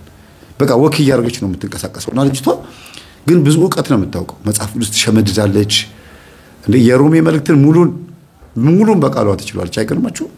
የሮሜ መልእክትን እኮ ነው ቃል በቃል አንቀጽ በአንቀጽ ምዕራፍ በምዕራፍ ኢቭን ምዕራፉም ስለምን እንደሚያወራ ሮሜ መቼ እንደተጻፈ ለምን እንደተጻፈ በቃሏ መሸምደድ ሁሉ ጀምራ ነበር። ከዛ ያለች ከሮሜ ቀጥሎ ደግሞ ቆሮንቶስ ከቆሮንቶስ ያለች እንደዚህ እንድትሄድ ፈልጋ እኮ ነው። እና ገጠመኛችን አንዱን ገጠመኝ ሲጨርስ ሌላኛው ገጠመኝ ያን ሲጨርስ ሌላ ገጠመኝ እያዳመጠች ሳምንት ምናምን ሆናት ማዳመጥ ከጀመረች በኋላ ቸርች ሄዳ አታቅ፣ እህቶቿን አግኝታ አታቅ፣ ጧት ወጣ ማታ ነው የምትገባው፣ ስራ ሄዳ አታቅ። ስራም ትሰራለች ከሁሉ ነገር ነው የቀረችው። ብቻ ብር እያወጣች ሄዳ የሆነ ኬክ ነገር ትበላና ሙሉ ቀን ይዘጋታል። ኬክ ታውቃላችሁ አንድ ጊዜ ጧት ከበላችሁት ሙሉ ቀን ነው የሚያውለው። ጣፋጭ ነገር ይዘጋል። ልጆቻችሁን ጣፋጭ አትብሉ የሚባለው እንዳይዘጋቸው ነው። በጣም ከባድ ነው። በዚህ ጣፋጭ ማብዛት ኩላሊትን ይጎዳል። በጣም ከባድ ነው፣ ኩላሊትን ይጎዳልና ባታዘውትሩ ጥሩ ነው። እና ወደ ዋናው ሐሳብ ስመጣ ቤተሰቦቼ በሳምንቱ እያዳመጠች ስትሄድ እኔ ከ17 ወደ ቁራኤል ብራስ አካባቢ ላይ ብራስ አይደለም እንትን ነው እንጂ አትላስ አካባቢ ላይ ሰርግ ፕሮግራም ቆይቼ ልክ ሶጣ እሷ ወክ እያደረገች በዛ ስታቋርጥ ፊት ለፊት ተገናኘን አለች። መንገድ ላይ ቆማ ደነገጠች። ከዛ እኔን እንደሆነ ገብቶኛልና ምን ነው እንደዚህ ያስደነግጣለሁ እንደ ብዬ አውቄ ለማሳቅ ሞከርኩኝ። እንደዚህ በሞባይል መልኬን እያየሁ ምንም ነገር የለም ፊቴ ላይ ምን ያስደነግጣል ምናምን አልኳት። እኔ እንጃ ውስጥ ያለው መንፈስ ይሆን የደነገጠው ምናምን አለች። ኢርፎን አወለቀች። ከዛ አንዴ ይፈቀድልኛል ልቀፍ አለችኝ። እሺ ችግር የለውም አልኳትና አጭር ናት እንደ እናቷ እንደዚህ ላቅፋት ስላጣኋት ከዛ ሳቀች። ጎንበስ ብዬ ነው ያቀፍኳት። እሷ ከስር ስታቅፈኝ እኔ እንደዚህ ስላጣኋት እና ካፌ ገብተን እዛው አካባቢ ላይ አንዴ ላናግር ፈልጋለሁ። ቁጭ አለና እኔ ጴንጤ ነኝ አለችኝ። ማርያምን አልኳት። አዎ አለችኝ። እኔ ጴንጤ ነኝ እስካሁን ድረስ ወደ 7 ቦታ ሃይማኖት አደርሻለሁ። እንደ እምነት ከተቆጠሩ አለችኝ። እነ እንትና ዳዊት ድሪምስ እነ ምናምን እነ ሜዲቴሽን እነ ዮጋ እነ ምናምን ከተቆጠረዋልሽ? አዎ አልኳት። ይቆጠራሉ አልኳት። እንደ እምነት የሚል ለምን አሁን እንደዛ እየሆነ ነው፣ ሪሊጅን እየሆነ እየመጣ ነው። ማንንም አልሰማም ማለት በራሱ ራስን ማምለክ ነው። ስለዚህ እሱ ራሱ ሌላ ራሱ የቻለ ሃይማኖት ነው ብዬ እያወራን ነገረችኝ። በምክንያት ማዳመጥ እንደጀመረች እንዴማ እኮ ቀላል እኮ ነው እናትሽ ላይ የነበረው ዛር ነው ጊዜ አዎ እናቴንም ጠይቂያት እንደዚህ ነው ስትለኝ ጊዜ አወራንና አንቺስ አልኳት። እኔ ሀቅን ፍለጋ ጌታን ፍለጋ ዞርኩኝ አለችኝ። መጀመሪያ አልኳት ኦርቶዶክስ እያለሽ ስላት አልተማርሽም ልትለኝ ነው አለችኝ። አዎ ተናግረኸዋል ገጠመኝ ላይ ላውራበታ አልኳት። በቃ መምህርዬ ምንም አትምከረኝ ሁሉ ነገር ትምህርት ውስጥ አለ አለችኝ። እና አልኳት አሁን ምንድነው ማድረግ ያለብኝ አለችኝ። ነይና ተጠመቂ አልኳት። ኦርቶዶክስ ውስጥ ጌታ አለ አለችኝ። አዎ አስተምረኝ። እሺ ብዬ አምጪ ስልክሽን አልኳት። ኮርስ አንደኛ ኮርስ መምህር ተስፋ ያበራ ብዬ ስገባ ሁለተኛ ሶስተኛ እያለ ራሱ እስከ 37 ድረስ መጣ። ሁሉንም ቴሌግራም ላይ ሼር አረኩላት፣ ዩቲዩብ ላይም ዳውንሎድ አረኩላት። እዛው ዋይፋይ እንኳን ባይኖር እንድታዳምጥ አድርጌ እሱን በአንድ ሳምንት ውስጥ አርጋ ምጥጥ አርጋ የመጽሐፍ ቅዱስ ጥናት ብዬ ደግሞ እስከ ክፍል 7 8 ድረስ ያስተማርኩት ነበር። ብዙም አልሄድኩበትም። እሱንም ሰጠኋት የቅዱሳን አማላጅነት። ከዛ ራሷ እኔን ሳትነግረኝ ሄዳ ቄደር ተጠምቃ ነጭ በነጭ ለብሳ ንስሐ ተቀብላ ቅዱስ ቁርባን ተቀብላ ፎቶ ላከችልኝ በአንድ ወር ውስጥ። እናንተ ጌታን በትክክል ነው ያገኘችው። ለምን ብትሉ ትምህርቱን ቀድማ መጀመሪያ ስላልተማረችው። አንድ ኦርቶዶክስ ለጌታ የዚህን ያክል ቦታ የምትሰጥም አይመስላትም ነበር። ለካ አለችኝ አልኳት በኮሜንት ላይ አርጋ መጀመሪያ ለካ ጌታ ኢየሱስ ክርስቶስ በኦርቶዶክስ ውስጥ ከሁሉ በላይ ነው አለችኝ። አዎ ከሁሉ በላይ ነው። አይደለም በኦርቶዶክስ ውስጥ በዓለም ላይ ካሉት እምነቶች ውስጥ በላይ ኢየሱስ ክርስቶስን በደንብ ያከበረች እንደ ኦርቶዶክስ ያለ የለም አለችኝ። አዎ ብቻ ነው የምጽፍላት። ከዛ ብዙ ወደ 10 ነው ምናምን ለካ እያለች ጻፈችና ልደውል ስላት ጊዜ ደውል መምህር እጄን ጣቴን ደከመኝ አለች። ለምንድን ያልደወልሽው በጽሁፍ ብቻ ለምንድን የምታረጊው ስላት ጊዜ እኔ እንጃ በቃ መጻፍ እጄ ይቀናኛል ስጽፍ ነው የሚቀናኝ አለች። እንገናኝ አልኳት። ተገናኘን። የላክሽልኝ ፎቶ ሁሉንም ነገር አየሁት። ለምን አላማከርሽኝም ስላት ጊዜ ኧረ አንተ ስንት ቦታ ነው የምትሮጠው? እኔ አንተ ማድከም አልፈልግም። እኔ ለራሴ መሆን ያቅተኝ ደግሞ ለራሴ መሆን አቅቶኝ አንተን ደግሞ እየጎተትኩ እጄን አስጠምቀኝና እንደዚህ አድርገህ ልበል እንዴ? አሁን ለቤተሰቦቼ የምስራችሁን እንጋችሁ አልነገርሻቸውም አልኳት። አዎ በቃ እንሂድ አልኳት። አሁን አለችኝ። አዎ አይ የሆነ ነገር ላድርግና ከዛ በኋላ እሺ ምንድነው? በቃ እነግርሃለሁ። ሰርፕራይዝ ምናምን የምትይው ነገር አቆሚ አልኳት። ባክቶ መምህር ሰርፕራይዝ ላድርጋችሁ አለች። እንደዛ ነገር ትወዳለች ልጅቷ። እሺ አልኳት። በገስታ ጎረቤት ጓደኛ አለቻት። እሷ ነች ወስዳ ያስጠመቀቻት። መምህር ተስፋ የሚባል ሰው አትወድም ጓደኛዋ ጭራሽ። የትምህርት ቤት ጓደኛዋ ነበረች በፊት። ለካ የነ ማህበረ ገሌ አባል ናት አሁን። ከዛ እኔ ይኸውልሽ ታውቂኛለሽ አይደል? አሁን ደግሞ የተመለስኩት በመምህር ተስፋ ትምህርት ነው። የነሱ ትምህርት እኮ አለቻት። እንዴ ምን አረገ ደግሞ የሱ ትምህርት? አይ ምንሽ እንኳን ደህና መጣሽ ለማንኛውም ብላ ተቀበለቻት ደግሞ መልሳ። እና የማህበረ ቅዱሳን አባል አርጋታለች። ወስዳ አባል አርጋታለች።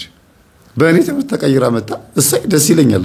የምፈልገው እሱን አይደል? ዲሁን ገብተሽ እዛ በደንብ አገሽ ትምህርቱን አዌርነስ ትሰጪልኛለሽ ብያታለሁ። እሰይ ትቀመጥ አሁንም እንዳትወጪ ብያታለሁ። እዛው ነች። እና በግ ተገዛ። ከማህበረ ቅዱሳን 2 መምህራን ጠራች። ያቺኛዋ አጅራው ጓደኛዋ፣ እቺኛዋ ደግሞ በጎን እኔን ጠርታኛለች። እና ከዛ ቤተሰብ ምናምን በተሰበሰበበት ቀን በሰንበት ቀን ጠዋት ስንሄድ እኔ መጨረሻ ላይ ግባ መምህር ነው ያለችኝ። የሆነ ነገር ገብቷታል ጓደኛዋ ችግር እንዳለባት። ከዛ መጨረሻ ላይ ልክ ስገባ እንዴ ይሄ ልጅ ሚዲያ ላይ ያውቀዋለሁ አለች አንደኛው እህቷ ተነስታ። እና ትንሹ ልጅ ቤቢ ራሱ ይሄ ቤተሰቡን የሚያስተዳድረው ልጅ ራሱ ቲክቶክ ላይ አውቃለሁ ምናምን ይሉኛል። አዎ ታውቁኛላችሁ። ምን ነው ችግር አለ እንዳልኳቸው። አይ እንዴ ስትመጣ ቤታችን ገርሞና ምናምን መምህር ተስፋ ይባላለሁ ዛሬ የምስራች አለ አልኳቸው። የምን የምስራች አሉ? ግቡ አልኳቸው። ከዛ ቀድሜ በመግባቴ ለካ የማህበረ ቅዱሳን መምህራን እዛ ጓደኞቿ ምናምን መዘምራኖች ተናደዋል። እነሱ እያጀቡ ሊገቡ ነበር የፈለጉት። ማን በቀየረ ማን እንዴ? ከዛ ግቡ ስል መንገድ በር ላይ ክርክር አለ። ምን ሊያረግ መጣ ይሄ ምናምን ይሏታል። አይ በሱ ነው የተቀየርኩት ትላለች ምናምን ብላ ደግሞ ተነግራቸዋለች ለጓደኞቿ። እኔ እናንተ ክርክር መስማት አልፈልግም ስፈልጉ እንደም ተመለሱ አልፈልጋችሁም አለቻቸው ሁለቱን መምህራኖቹ እኔ እንደዛ ነገር አይመቸኝም ሙሉ በሙሉ የሱን ትምህርት አዳምጬ ነው የተቀየርኩት ትመጣላችሁ አመጡም አለቻቸው ግቢ በቃ አሏት ገባች ነጭ በነጭ ለብሳ መጣች እንዴ አሉ እናትየው ሁሉም ቤተሰብ በሙሉ አንዲት ልጅ ብቻ ነች ባስ ትኬት ቆራጭ ስለሆነች የቤተሰብ ልጅ ማለት ነው ስራ ላይ ናት በዛ ቀን እና በቃ ገባች ምንድነው ሲባል ጊዜ መዝሙር ከፈትኩኝ በብሉቱዝ አገናኙ አልኩኝ መዝሙር ተከፈተ የኔ ልጅ አርጋሹ እንዳይሆን ብቻ እኔ እኮ ፈርቼሽ ነበር የዛን ቀን አባዬ ንስሐ ገብቼ ተጠምቄ ቅዱስ ቁርባን ተቀብያለሁ ገናትና ከኋላ የመጣ አይናወጣ ተቀበልሽው ከወደሙና እንዴት ሆኖ በምን ፍጥነት በቃ ተቀበልኩት ሁሉ ነገር ጨርሻለሁ በስንት ጊዜ አሁን እንግዲህ አንድ ወር ከ10 ቀን ሆኖኛል አለች እኛ ፕሮሰሱን እስከምናስኬድ አንድ ሳምንት ሄዶብናል አገኘሽው አሏት አገኘሁት አለቻቸው ማን ነው ይባባላሉ ጌታን በኦርቶዶክስ ውስጥ አግኝቼዋለሁ በቃ እህቶቼ ደስ አላላችሁ ማለቻቸው በቃ ደነገጡ ታቀናንተ ኦርቶዶክሶች ግን ለደስታ አንመችም ለሰርፕራይዝ አንዳንድ ቀን ይሄ ምድራዊ ነው ነገር ነው ቀውጥ የምታረጉት ምላሳችሁ የሚበለበለው ለሌላ ነገር ነው የምርሽና ምናምን ደንግጠዋል በርግጥ እንዴት ሲስቱ ምናምን ይሏታል አቦ መታችሁ ቀፉኝ በእናታችሁ እንደዚህ እኔ ትጮሃላችሁ ማን ብዬ ነበር የጠበቁት ከዛ እናትየዋ ቀውጥ ያረጉት ደስ አላቸው ሳይ እኔ ልጅ አባትየውም ደነገጡ ያው ወንድ ልጅ ብዙም ያን ያክል ደስታውን እንትን አይደለም አይደለ በቆሙበት አለቀሱ በቃ ግድግዳ ተደግፈው አለቀሱ ማን ያባብላቸው ጥግ ይዘው አለቀሱ እግዚአብሔር አብ ልጅህን መልስ እውነቱን ግለጥ ስለሃል ነበር ገለጥክላት ለልጄ አሁን ይሄ ሁሉ ነገር የመጣው በዛች በሴተኛ ዳሪዋ ምክንያት ነው አይደለም ያቺ ሴተኛ ዳሪ ተመልሳ አልመጣችም ከዛ በኋላ ከዚህ ቀጥሎ የኔ ስራ ሆነ ማለት የዚች ሴተኛ ዳሪ ስራ የኔና የልጅቷ ስራ ሆነ እና ማህበረ ቅዱሳኖቹም ገቡ እኔም ገባው ሁላችንም ቁጭ አልን አስተምራሉኝ ቆሜ አስተማርኩኝ ሳስተምር ግን ትንሽ ለስለስ አሉ በእውነት ትንሽ ብቻ አይደለም በደንብ ለስለስ ብለዋል ከማየው አንፃር ከነሱ የሚጠበቅ ነገር ነው የታየው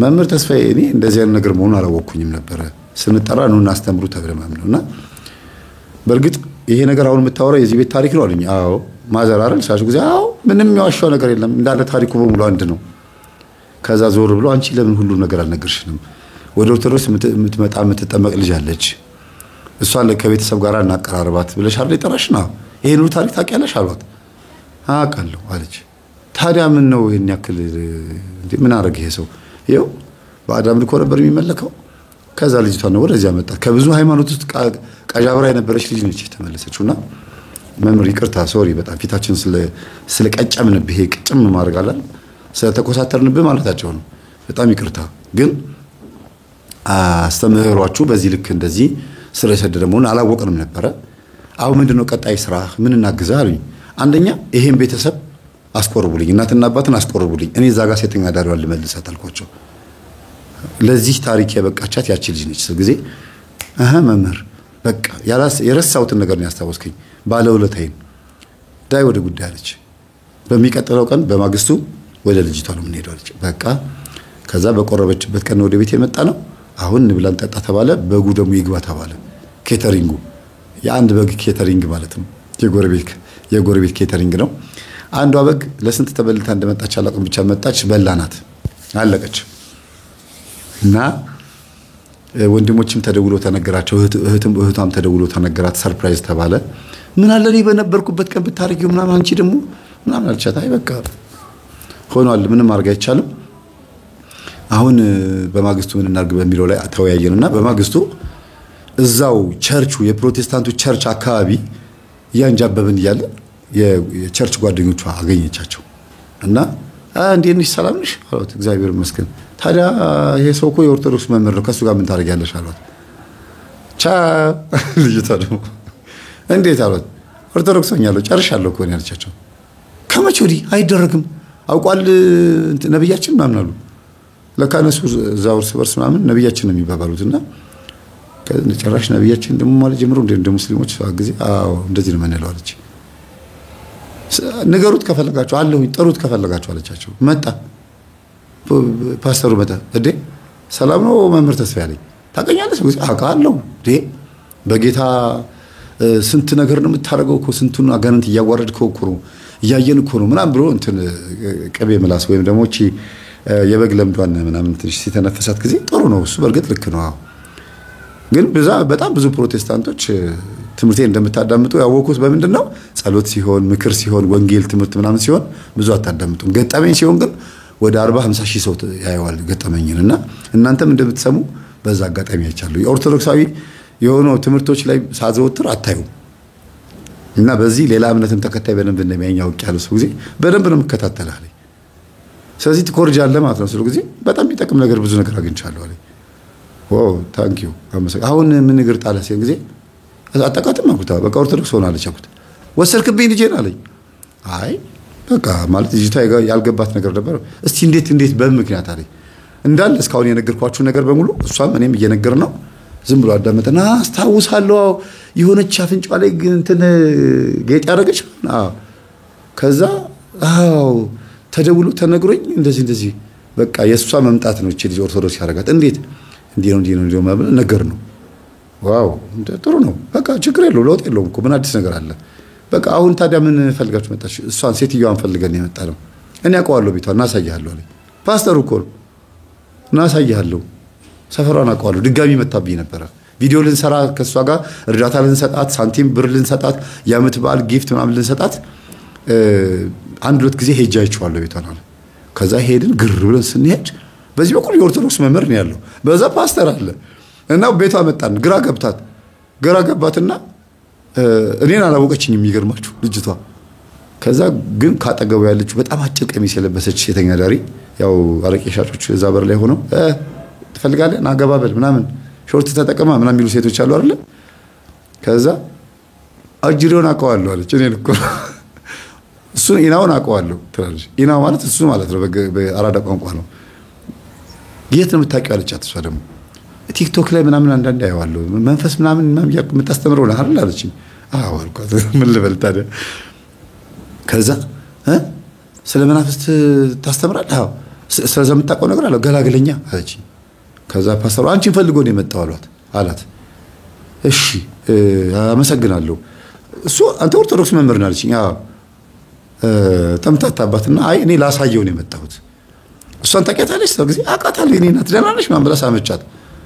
ከዛ አረቄውን ቤቱን ምናምን አየነው ገብተን ቁጭ አልና አሳዘነችን። ፓስተሩም ገብቶ ከኛ ጋር ቁጭ አለ። ከፓስተሩ ጋር ሁለት አብሮት የመጡ ሰዎች አሉ፣ 3 ናቸው ብቻ ፓስተሩና ሁለቱ ኳየሮቹ ጓደኞቹ እኔና ልጅቷና ሌላም ደግሞ አንድ ወንድማችን አለ ቪዲዮ እንዲቀርጽ የጠራሁት ልጅ አለ። ሆነን 7 ሆነን ስለገባን እንግዲህ ሴተኛ ዳሪ ቤት ምንም ነገር የለም አረቄ ነው እሱ እንዳልጋብዛችሁ የሃይማኖት ሰዎች ናችሁ አለችን። ከዛ አይ እኛ አንፈልግም ግን ላይፍሽ በጣም ያሳዝናል አላት ፓስተሩ። አዎ እንግዲህ ጌታ አንድ ቀን ትንሽ ከሚሊዮን ድረስ ምናምን አለችና ዝም አለች። ከዛ አንደኛዋ ልጇ ገባች። ይኸውልሽ እሷ እኮ ነች ሁሉ ነገር የምትነግረኝ አለቻት። ልጅ አብራ ያለችው ልጅ ክርስቲያን ለሆነችው ልጅ ማለት ነው። ሚጣዬ ነይ እስቲ ደህና ነሽ እንዴት ነሽ? እኛ ቤት ልውሰድሽ ከኛ ጋር ትሆኛለሽ? እዚህ ከእናትሽ ጋር እኮ ጥሩ አይደለም አለቻት። ታውቃ እኮ ድንገት እኮ ነው። ከዛ እሺ በይ አንቺ እሺ በይ ከሷ ጋር ሂጂ እኔ ጋር ምን ታርጋለሽ? እዚህ ምን የወንድ መጫወቻ ከምትሆኚ እሷ ጋር ሄደሽ ኑሪ አለቻት። ወዲያውኑ ቀበል ብላ ከኔ ጋር ትሆኛለሽ ሚጣዬ ስትል ጊዜ ታስተምርኛለሽ አለቻት። አስተምርሻለሁ እኔ ጋር ትሆኛለሽ። ልጇን ብላ ስለምትመጣ በዛው መሳቢያ እንዲሆናት ነው። ከዛ መምህር ተስፋ ይፈልግሻል አሁን ቤተክርስቲያን ግቢ ሄደን እናወራ አለቻት። ይገርማል። ባለፈው እኔና አንቺ እናወራ ስትይኝ መንገድ ላይ ነበር ቁጭ ብለን ያወራነው። አሁን ደግሞ ቤተክርስቲያን ግቢ ውስጥ እና ዛሬ ግን ከሁለት ወንዶች ጋር ትንሽ እንትን ስለተጨማለኩኝ ዛሬ አልመጣም ገላይን ታጥቤ ነገ ብመጣ ይሻለኛል አለች። አንገቴን ደፋሁኝ። ታውቃላችሁ እግዚአብሔርን የሚፈራ ስብዕና እግዚአብሔርን የምትፈራ ነፍስ እዛ ቦታ ላይ አለች። ከዛ እንባዬ እንዳቀረረ ወጣሁ። በማግስቱ ስደውላት አቤት አለችኝ። እግዚአብሔር ቤተ ክርስቲያን እንገናኝ። እሺ እግዚአብሔር ግቢ ተገናኘን። በእንባ ነው ታሪኳን የነገረች። ይኸውልሽ እሷ እኮ ኦርቶዶክስ ሆነች አልኳት። አለች አውርታ ከጨረሰች በኋላ እንዴት ባንቺ ምክንያት? እኔ አለች አዎ። እንዴት ብሎ ታሪኩን በሙሉ ነገርናት። እና ዛር ነው የሚጫወትብኝ? አዎ ዛር ብቻ አይደለም ያንቺ ደግሞ ሁሉም ወንዶች መተው ስለሚገናኙሽ የሁሉም ሰዎች የዝሙት መንፈስ አንቺ ላይ መተው እንትን ይልሻል። ሙስሊሙም ጋር ትተኛለሽ አይደል? አዎ ከኦርቶዶክሱም ከሁሉም ጋር ኧረ የማይመጣ የለም። በቃ ሁሉም ጋር ነው መጋደመው አለች። የነሱ የወንዶቹ የዝሙት መንፈስ በራሱ የተለያየ አይነት ብሔርና የተለያየ እምነት ተከታይ ስለሆኑ የነሱ መንፈስ ይኖርብሻል። ያንን ግን የሚስበው ደግሞ አንቺ ውስጥ ያለው የሌላ መንፈስ ነው። የሌላ በቃ ውስጥ የተጠናወትሽው። አይ እኔ ለገበያ ብዬ ሄጄ በልጅነቴ በወጣትነቴ ከገጠር እንደመጣሁኝ ለገበያ ብዬ በደንብ አርጌ ተዋርሻለሁ አለች። እና እሱ ሊሆን ይችላል ብለሽ እንዴት አልገመትሽም ስላት እኔ እንዴት ላቅ እችላለሁ? ያ ያዋረሰኝ ሰውዬ የዚህ ሁሉ እምነት የዚህ ሁሉ ቋንቋ ተናጋሪ ሰውዬ እንደሆነ በምን ላቅ እችላለሁ አለች። ከዛ አንድ ካህን አየሁኝና አባቴ እስቲ ጸሎት አርጉላት መስቀሎትን ግንባሯ ላይ አርጉና ጸሎት አርጉላት እንዲህ አይነት ችግር አለባት ብዬ በ10 ደቂቃ ውስጥ አብራራሁላቸው። ነይ እስቲ የኔ ልጅ አሏትና ቁጭ አልን። መጀመሪያ እኔንም አሳለሙኝ። አንተ የግርማ ልጅም አይደለህ እንዴ አሉኝ። አዎ አልኳቸው። ጥሩ ነው አትመቸኝም ነበር አይነት ነገር ነው። ጥሩ ነው ለማንኛውም እስቲ ቁጭ በል አንተ ዛራ ቀበልና ቁጭ በል። አይ ቀኖና ምናምን አይደለም ወይም ኃጢያቷን አይደለም ያናዝዟት አባቴ ጸሎት ብቻ አርጉላት። ገና ዛሬ ከፍቷት የመጣች የሆነ ምንም ገና ችግር ያለባት ልጅ ስለሆነች ስለ ኃጢያት አይደለም እናወራው አልኳቸውና ከዛ ጋር ቁጭ በልና እኔ ደግሞ እሷ አላውራት አሉኝ። አይ አብረን ነው መሆን ያለብን አልኳቸው። ምክንያቱም ሌላ ነገር ደግሞ ስለዛ ስለነገርኳቸው ነገር ደግሞ እኔ መድኃኒቱ አለኝ ብለው ሌላ ነገር አያችሁ ሊጨምሩባት ሊሆን ይችላል ብዬ አስቤ ማለት ነው። አይ አብሬያት ነው ባሏ ነህ አሉኝ። አይደለም በቃ እኮ እዛ ጋር አቀበላሉኝ። እሺ አልኩኝና አላቀልኩኝ እና ግን ይሰማል የሚያወሩት ነገር ይሰማል። በርግጥ ምንድነው እስቲ ንገርኝ ልጄ በዚህ አጋጣሚ ለምን ንስሐ አትገቢም አሏት። አባቴ ንስሐ ለመግባት ዝግጁ አይደለሁም አሁን እጄ እሱን ራሱን ስራው ነው የምሰራው እና ጨርሻ አልተጠናቀቅኩም አለቻቸው። ግድ የለም ሌላ ጊዜ ንስሐ ትገቢያለሽ። እሱም ሐሳብሽን አውቋል መሰለኝ ዛሬ እንደማትታዩ ስራውን አውቋል መሰለኝ የተከራከረልሽ ነበር አሏት።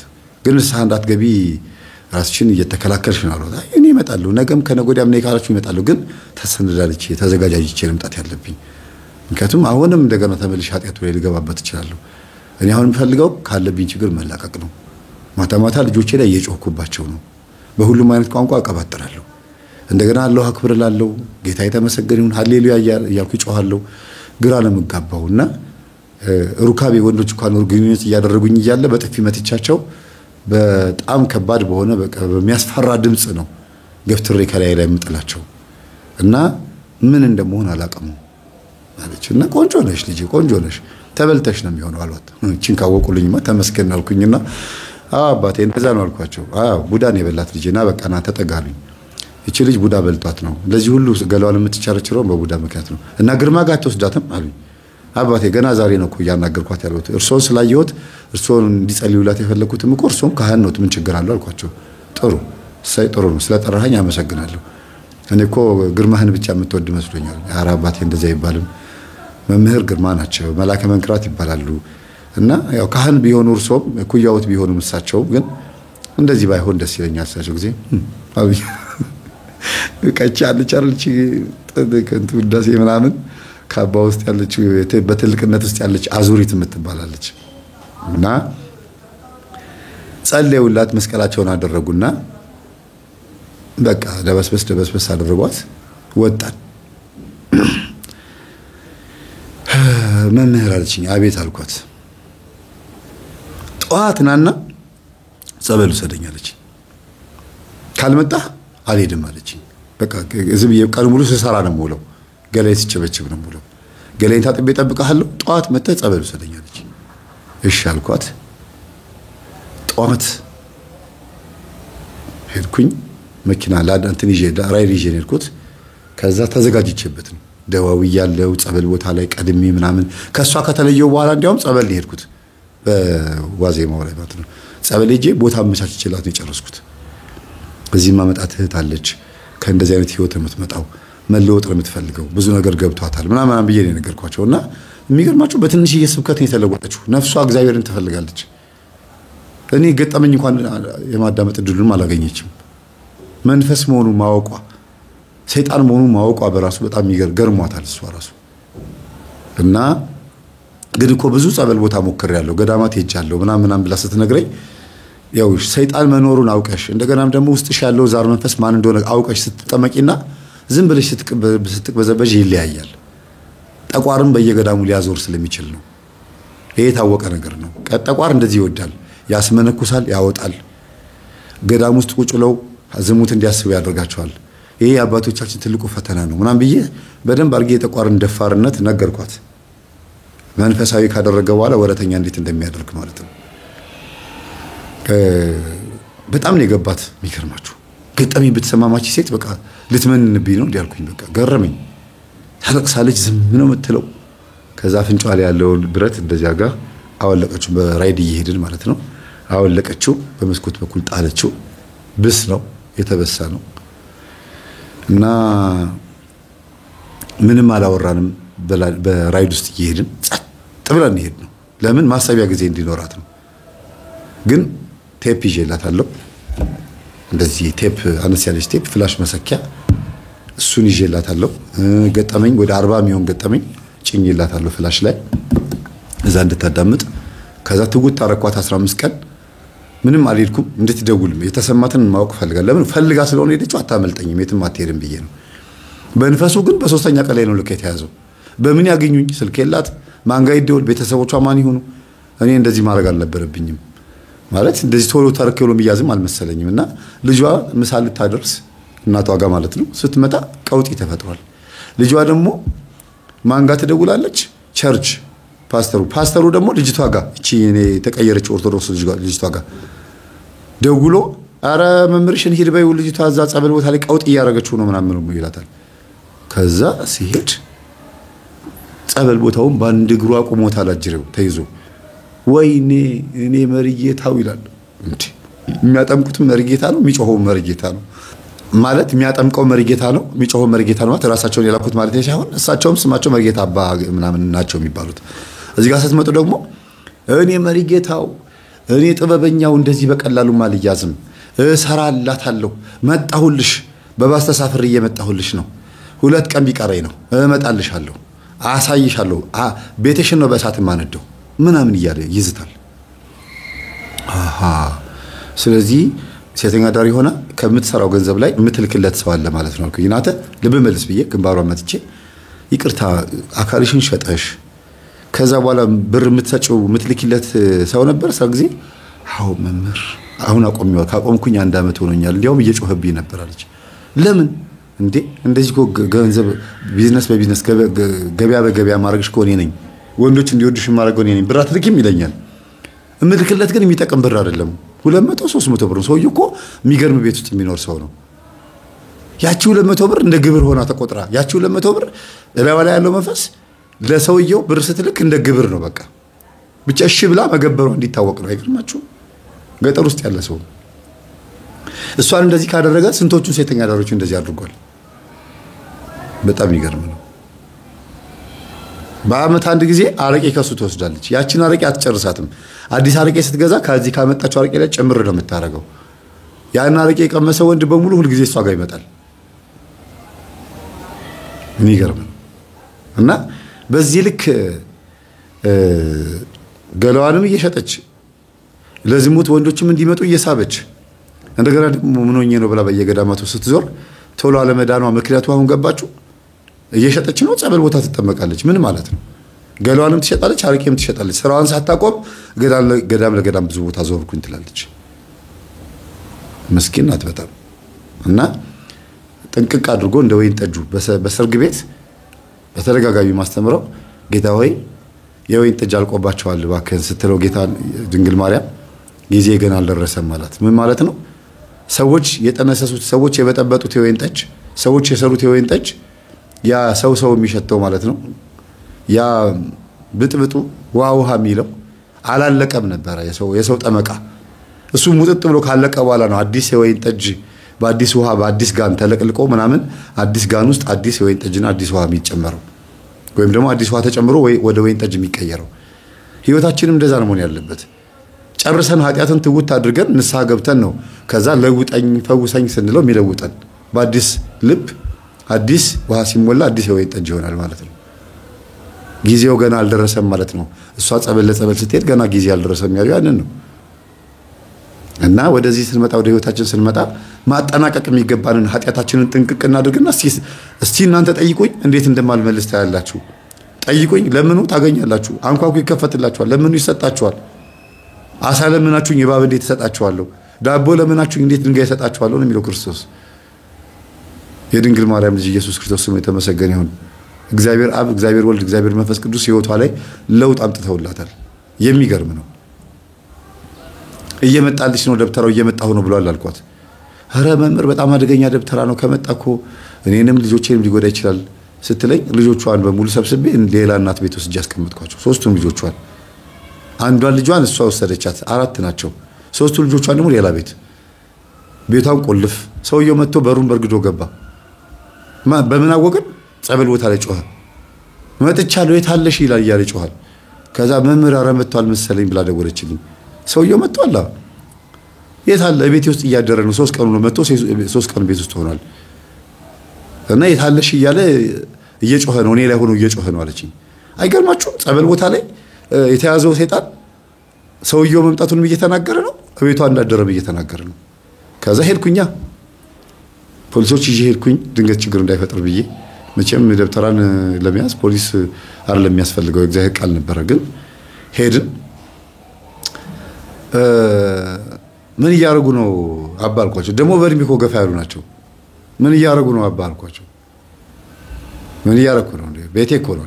ይሄ እርሶ ቤት አይደለም የገሊት ቤት ነው። እሷ ደግሞ ጸበል ቦታ ላይ ነች ያለችው። ስትጮህ ደግሞ ይኸው እንደዚህ ብላ እየጮኸች ነው ብዬ አሳየኋቸው። ድፍረት ራስ መጣህ ደግሞ አሉኝ። ወይ እኔ ነበር እንዴ የሚፈልጉት? እሷ መስሎኝ አልኳቸው። በላ እንግዲህ ጥበበኛው ሰውዬህን እንግዲህ ንገረውና እንግዲህ እንፋለማለን አለኝ። አይ እሱ ችግር የለውም የማይያዝ ሰይጣን ካለው ላኩ። እግዚአብሔር ካዋረዳቸው አጋንንቶች ውስጥ በእግዚአብሔር ኃይል የማይያዝ ሰይጣን ካለ ላኩት። ይኸው እዚህ ቁጭ ብያለሁ አልኳቸው። ከዛ ፖሊሶቹ መምህር ምንድነው ጦርነቱ አሉኝ። አይ እሳቸው መተት ያደረጉባት ሴተኛ ዳሪ ጸበል ቦታ እየጮኸች ነው። እሳቸው ደግሞ እዚህ በርግደው ነው የሰው ቤት ነው በርግደው የገቡት አልኳቸው። ይሄ እሳቸው ቤት አይደለም አሉኝ። አዎ ናውጣ አሉና ጎትተው አስወጡ። ኋላ ነግሬያቸዋለሁ ችግር እንዳፈጥሩ በራሳችሁ ላይ አሉ። ናውጣ እባክህ ና አሉና ጎትተው አስወጡት። ከዛ እዛ ድንጋይ ላይ ቁጭ በል። ከዛ ደውለው ዲፌንደር አመጡ፣ ካቴና መጣ፣ ታሰረ። ጣቢያ ሄድን አብረን። ኢንተርቪው ያደረገ ቪዲዮ ሁሉ ቀርጫለሁ። ኢንተርቪው ያደረገ ከዛ ምንድነው የሰው ቤት ሰብረ የገባው? ሰብረ ስለገባ ትታሰራለህ ተባለ። ኳርጉትና እንተያያለና እሱ የምታስፈራራው ነገር እዛ አስፈራራ ሄድና እኔ አልፈራህም። ልባም የሆነ ጴንጤ ነው ፖሊሱ፣ ያላወቁት ጴንጤ መሆኑን። በኢየሱስ ስም የተሰበረ የተመታ ይሁን አንተ ምናምን አለው። ጴንጤ ስለሆነ ነው እንደዚህ ልብ የተሰማሽ አልኩኝና ከዛ ቆይ አንተ አትቸኩል፣ ሰውየው ሙጣምጣም ነው፣ ቆይ ችግር የለም አልኩኝና እንዴ የያዘው ያንተን መንፈስ የያዘው የእግዚአብሔር ኃይል ነው። ጸበል ቦታ ላይ የድንግል ማርያም ኃይል ነው። ቤተክርስቲያኑ ድንግል ማርያም ናትና የድንግል ማርያም ኃይል ነው የያዘው። እኔ አይደለሁም። ታማ ሄደች ልትጠመቅ ሄደች ተያዘ። ምን አግል የምትለኝ አልኩት። እና አሁን ከቻልክ ለምን አታስፈታቸውም? እዛ የታዙትን አጋንንቶች ይታያል ያልኩት ያለ ምክንያት አላስቀመጡትም እዚህ።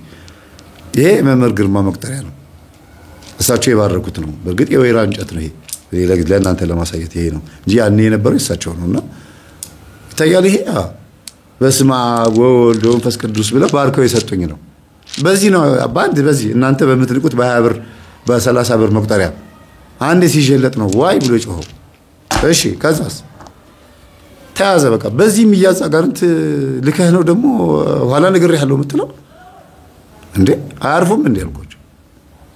አርፈው አሁን ወደ ሀገሮት ይመለሱ። እዛ ሆኖ ይላኩ ችግር የለውም። እዚህ ከሆኑ ችግር ውስጥ ነው የሚገቡት፣ ይታሰራሉ። አንድ ሌሊት እዚህ እንዳያድሩ አልኳቸው። ሄዱ ብን ብሎ ጠፉ። ይኸው እስካሁን ምንም አልሆንኩም። እግዚአብሔር የተመሰገነ ይሁን። ብን ብሎ ነው የጠፉት። ከሷ ጋር በዝሙት የሚወድቁ ናቸው። በኋላ ስሰማ ደግሞ ይቀድሳሉ ሄደው እግዚአብሔር ይገስጸው እንዲህ አይነቱ መንፈስ። ይመጣሉ ብር ከሌላት ተኝተው አብረው ተኝተው ይሄዳሉ። ለቆባ አይጨነቁ፣ ለምን አይጨነቁ? ዝም ብለው መጥተው ተኝተው ነው የሚሄዱት። በኋላ ምን እንደሚባለው አጎቷ መጣ፣ አጎቴ ነው ሰላም በሉት ነው የምትለው። ታዲያ ይሄን የመሰለ ቄስ አጎት እያለሽ ለምንድን ነው ከዚህ ኃጢአት የማያስወጡሽ ምናምን ብለው ጓደኞቿ ሁሉ ይስቁባታል። አጎት እንዳልሆነ ያው በተወሰነ መልኩ ይገባቸዋል። አይ ደብተራ ስለሆነ ሊያግዘኝ ነው የሚመጣው ምን ችግር አለው ትላለች። ሌሊቱን ሙሉ ግን ያው ችግር ሲፈጥር ነው የሚያድረው። በጣም ይገርማል። እግዚአብሔር ይገስጸው እንዲህ አይነቱ መንፈስ። ተው ግን አባቶቻችን ተው፣ ይሄን ነገር ተው፣ አቁሙ፣ ተው። ለዚያው ደግሞ አዲስ የመጣው ነገር ደግሞ ምንም ሳይፈሩ ቆቡን እንዳደረጉት ሴተኛ ዳሪ ጋር አረቄ ቤት፣ ቢራ የሚጠጣበት ጭፈራ ቤት ገብተው ደግሞ እንደፈለጉ የሚሆኑት ነገር ነው። ትንሽ አሁን ደግሞ ግራ የሚያጋባው ኧረ በስመ አብ! ኧረ ተው ግን፣ ኧረ በእግዚአብሔር ተው። ቤተክርስቲያን አታሳዝናችሁ? ቅባትና ጸጋም ከሆናችሁ እኮ እግዚአብሔር ይፈርድባችኋል እኮ። የሌላ እምነት ተከታይም ከሆናችሁ እግዚአብሔር ይፈርድባችኋል እኮ። አንድ ቀን ትዋረዳላችሁ። ይኸው እየተዋረዱት ያሉት አብዛኞቹ እኮ የሌላ እምነት ተከታይ የነበሩት ብቻ አይደሉም። በገንዘብ በኩል የሰከሩ፣ በዝሙት በኩል የሰከሩ፣ በአስማት በኩል የሰከሩ፣ አብሾ ያሰከራቸው ናቸው እየተዋረዱ ያሉት። አንድ ቀን እኮ አለ፣ አንድ ቀን የማይቀር ነው። አስራቱንም ገንዘቡንም ወስዳችሁበት አትቀሩም። ተማሪዎቻቸውንም መናፍቅ አድርጋችሁባቸው አይቀርም። እግዚአብሔር ይበቀላል። በእናንተ ምክንያት ስንቱ መናፍቅ ሆነ። በዘማዊነታችሁ፣ በገንዘብ ወዳድነታችሁ፣ በቸልተኝነታችሁ ስንቶቹ መናፍቅ ሆኑ። ስንቶቹ ከቤተ ክርስቲያን ወጡ፣ ኮበለሉ። ጭራሽ ከሌላ እምነት የመጣ ሆነኝ አጥምቁኝ ብላ ሙስሊም ሆና የነበረች ልትጠመቅ ስትመጣ የገጠማትን ነገር ብነግራችሁ ሌሎች ሰዎች ወደ እምነታችን እንዳይመጡ ትንሽ ስለሚከላከል ነው እንጂ ራስ ያማል፣ ያዞራል፣ ያማል ቤተሰቦቼ።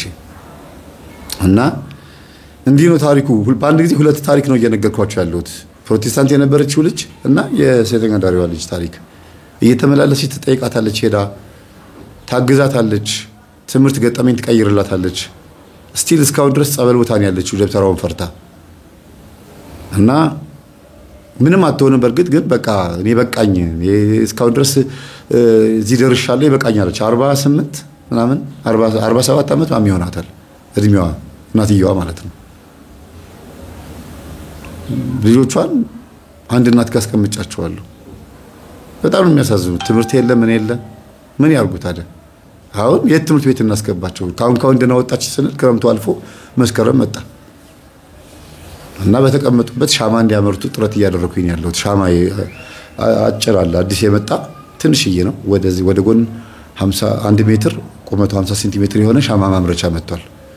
ስታፈሱበት እያንዳንዱ ቀዳዳ ውስጥ ሻማ ማምረት ይቻላል። እና እሱን እያደረጉ ቢያንስ እንኳን ለኔ ለኤፍታ መዝሙር ቤት ሱቅ እንዲያስረክሙኝ ሻማ እንዲሰሩ ጥረት እያደረኩ ነው፣ እቃው እንዲገዛ ማለት ነው። ይሄንንም ለሷ ነግሬያታለሁ። አመሰግናለሁ አለች። አረቄ መጠጣት ካቆመች 5 ወር ሆኗታል። ገላዋንም አጠቃላይ ሁሉ ነገሯ በቃ ሁሉ ነገር ንጹህ ከሆነች 5 ወር ሆኗታል። እኔ ማን ስለሆንኩ ነው ስጋው ደግሞ መቀበለው ትላለች። ንስሐ ገብተሻል አለው። አንድ ጊዜ ተቀበይ፣ ውስጥሽ ያለው መንፈስ አንዴ ወገቡ እንዲመታ አንዴ ተቀበይ እያልኳት ነው። መምህር እባክህን ተወኝ፣ አሁን እኔ ይሄ ቆሻሻው ሰውነቴ ገና የጸዳ አይመስለኝም ትላለች። ትህትናዋ ነው ደስ ይላል። የልቧን ፍርሃት አይቶ እግዚአብሔር ያንን የዋህ የሆነው ማንነቷን ፓስተሩ ጋር እጁን እንዲጭንባት መምጣቷ አላገኘችውም። ደግሞ ዋናውን ፓስተር እግዚአብሔር ሲያድናት ነው። ብታገኘው ኖሮ እንግዲህ ምናልባት እንደ ንብ ይሰፍሩባት ነበር ብዬ አስባለሁ። ለምን እሱ ራሱ በጣም ችግር አለበት፣ የዝሙት ችግር አለበት ተናግሯል። እኔ እዚህ መንደር እኮ መምጣት የለብኝም ይወሰውሰኛል ሲል ነበር። እና ለአንተ ብዬ ነው የመጣሁት። በእናትህ እዚህ መንደር ውስጥ እኔ አልገባም፣ እኔ ይቅርብኝ። እዚህ እንዳለ ታፋቸውን ገላቸውን እያሳዩ ችግር እኮ ነው በእናትህ እያለ እየሳቀ ነበር ያለፈው። እና ብቻ ለማንኛውም እህቶቻችን በየቁጭራ ሰፈር፣ በየኮማሪት፣ በየቀውጢ ሰፈር ውስጥ ያላችሁ ምስኪኖች እህቶቻችን እግዚአብሔር ይመልሳችሁ፣ እግዚአብሔር ይፈውሳችሁ። ከዛ ቆሻሻ የሆነ ስራ አውጥቶ ለጸበል ያብቃችሁ። ሌላ ምንም ልል አልችልም። ውስጣችሁ ክርስቶስ አለ፣ ድንግል ማርያም አለች፣ ማተብ አድርጋችኋል። ዛሬ ሰርቻ አደርኩኝ ተመስገን ልትሉ ትችሉ ይሆናል በየዋህነታችሁ። ግን እግዚአብሔር የማይወደው ስራ እንደሆነ ደግሞ ታውቃላችሁ። እና ስለ ውስጣችሁ ስላለው መሻትና ስለ የእግዚአብሔር ቤት እንዳይቆሽሽ እኔ መሄድ የለብኝም ቆሻሻ ነኝ ስለምትሉት ትህትናችሁ ሲል እግዚአብሔር ይመልሳችሁ። ሌላ ምንም ልል አልችልም። እና ይቺ ነፍስ ስጋው ደሙን ስቲል እስካሁን ድረስ አልተቀበለችልኝም። እንድትቀበል ምከሯት። ግን እግዚአብሔር በፈቀደ ቀን ነው የሚሆነው በርግጥ እና እኔ ድርሻዬን ተወጥቻለሁ። በዛ በኩል ደግሞ በጣም የሚገርማችሁ ነገር የማህበረ ቅዱሳን አባላቶቹ አደራ ሰጥቻቸው አልነበር አስቆርቡ ብዬ እናትና አባቷን በፍጹም ሊያስቆርጡ ዞር ብሎም ድጋሚ ማላየዋትም። ያው እንደገና ያለብኝ ደግሞ ያው እኔው ላይ የተጣለ ነገር ነው ብዬ ተመልሼ ሄጄ አስተምሪያቸው እግዚአብሔር ይመስገን ለመቁረቢያ ልብስ አምጥታችሁ አስረክባችሁን ከነበረው ውስጥ ለአባት አልበቃቸውም። በርግጥ ወፍራም ስለሆኑ ልብሱ አልበቃቸው። ለእናት ግን እጥር ቅጠን ያሉ ስለሆኑ አሁን ለሳቸው ልብሱ ሆኗቸዋል። ወስደን አስረክበናል። እግዚአብሔር ይመስገን። ልጃቸው ቤት ድረስ መታ ሱቅ ድረስ መታ ልብስ ወስዳለች። ግን ለአባትየው አዲስ ልብስ እየተሰፋላቸው ነው በልካቸው ማለት ነው። ቅዱስ ቁርባን ሳይቀበሉ ገጠመኙን ያቀረብኩት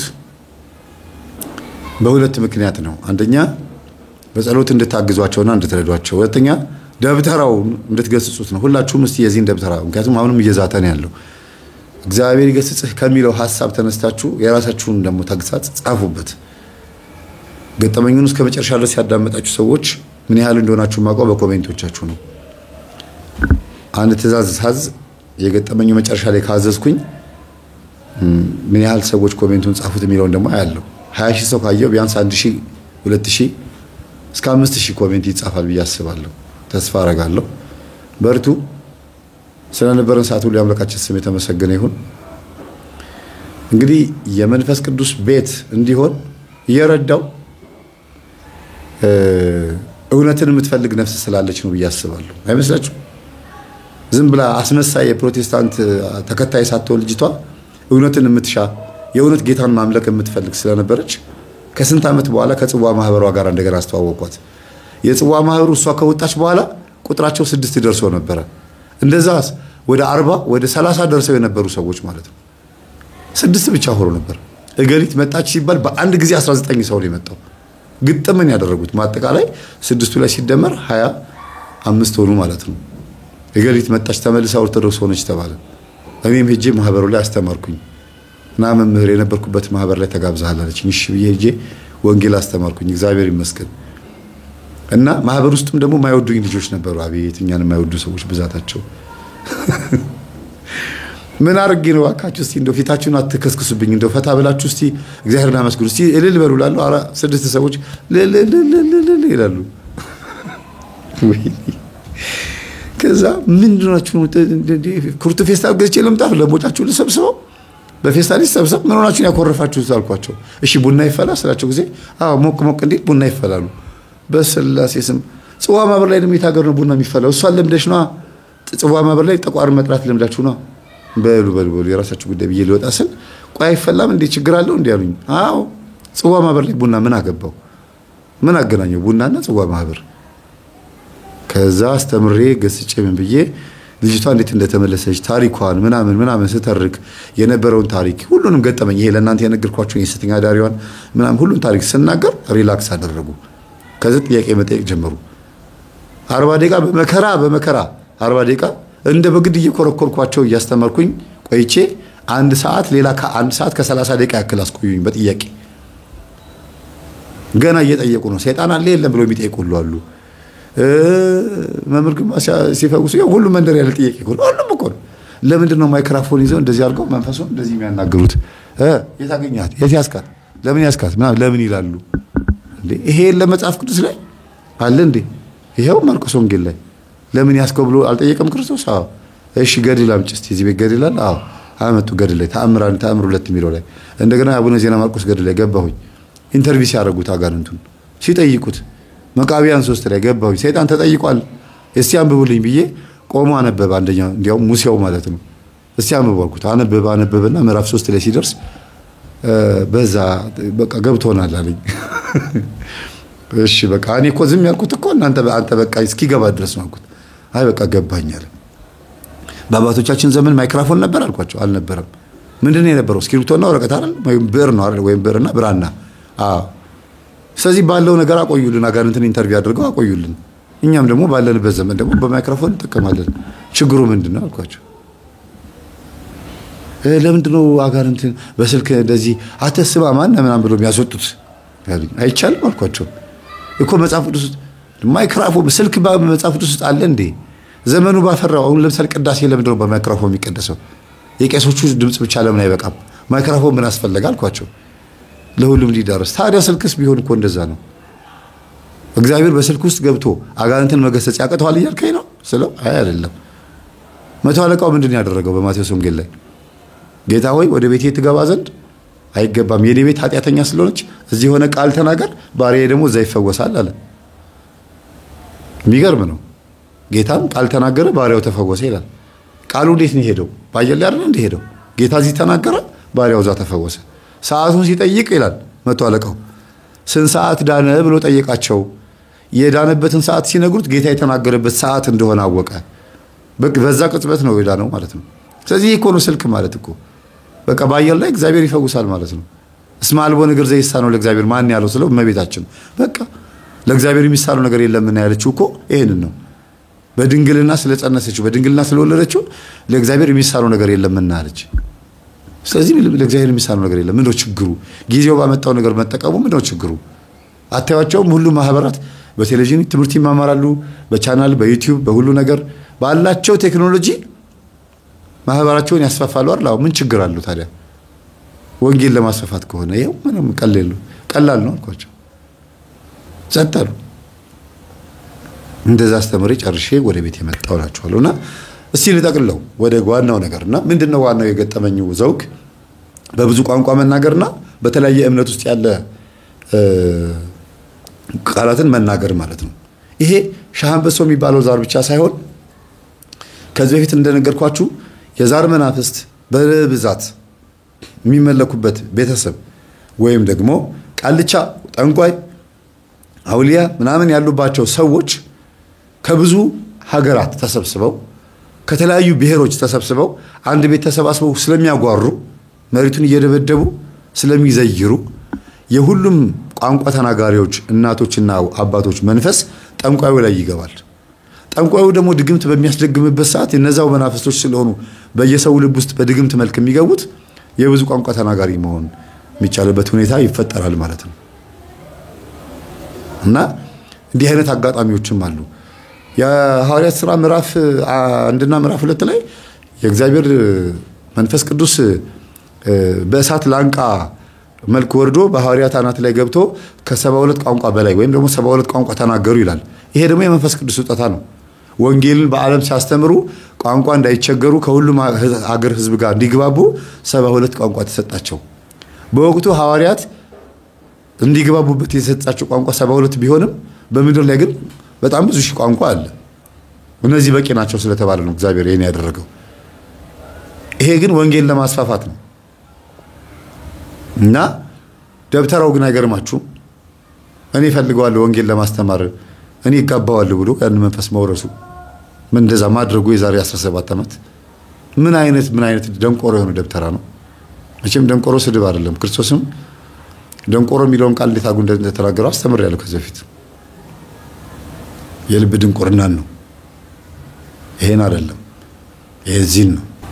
ስለዚህ በተቻለን መጠን ውስጣችን ያለው ፍጥነት ሬዲዩሰር እናዘጋጅለት። መቀነሻ መጨመሪያ መመጠኛ በመጠን ኑሩ አይደል የሚለው መጽሐፍ ቅዱስ የሚለው ቅዱስ ጳውሎስ በመጠን ኑሩ፣ ማንንም የቆመ ቢመስለው እንዳይወድቅ ይጠንቀቅ አይደለም።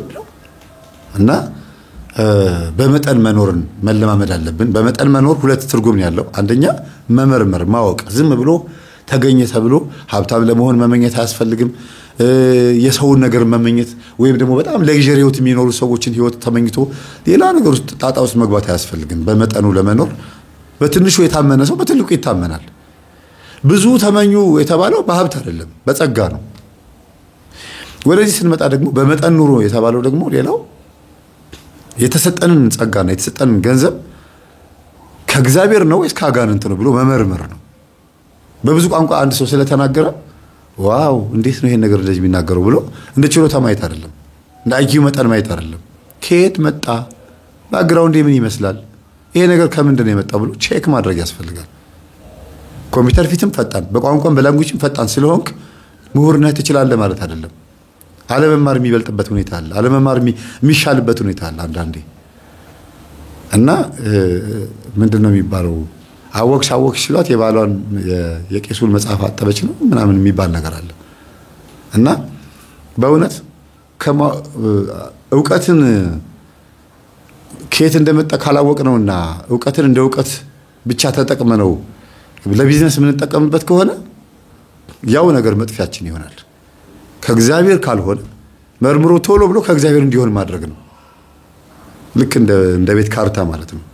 አንድ ቤት የሚገዛ ሰው ከሰው ካርታ ከተቀበለ በኋላ ከገዛ በኋላ ወደ ስሙ አዙሮ ከዛ ደግሞ ዲጂታል ማድረግ አለበት አይደል? ዲጂታል ካርታ የሚባል ነገር አለ።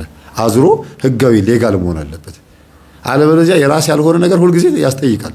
ዝም ብሎ ቢቀመጥ ያ ሰው የሆነ ሰዓት ላይ ህጋዊ መሆኑን ሲጠየቅ ህጋዊ ለካ ቤቱ የሱ አይደለም፣ በሰው ቤት ነው እየኖረ ያለው። እና አንዳንድ ሰዎች በትምህርት ጎበዝ ይሆናሉ። ከ1 እስከ 8 ሰቃይ ተማሪ፣ ሃይስኩል ላይ ሰቃይ ተማሪ፣ ዩኒቨርሲቲ ላይ የሚገርም፣ ከዛ ስራ ሲቀጠሩ ስራ ሲገቡ ደሞዛቸው ለሱስ ይሆናል። ቤተሰብ አያስተዳድርም። ስራም ራሱ ላያገኙ ይችላሉ። ትዳር ሲመሩበት ያ ገንዘብ ለትዳር አይሆንም።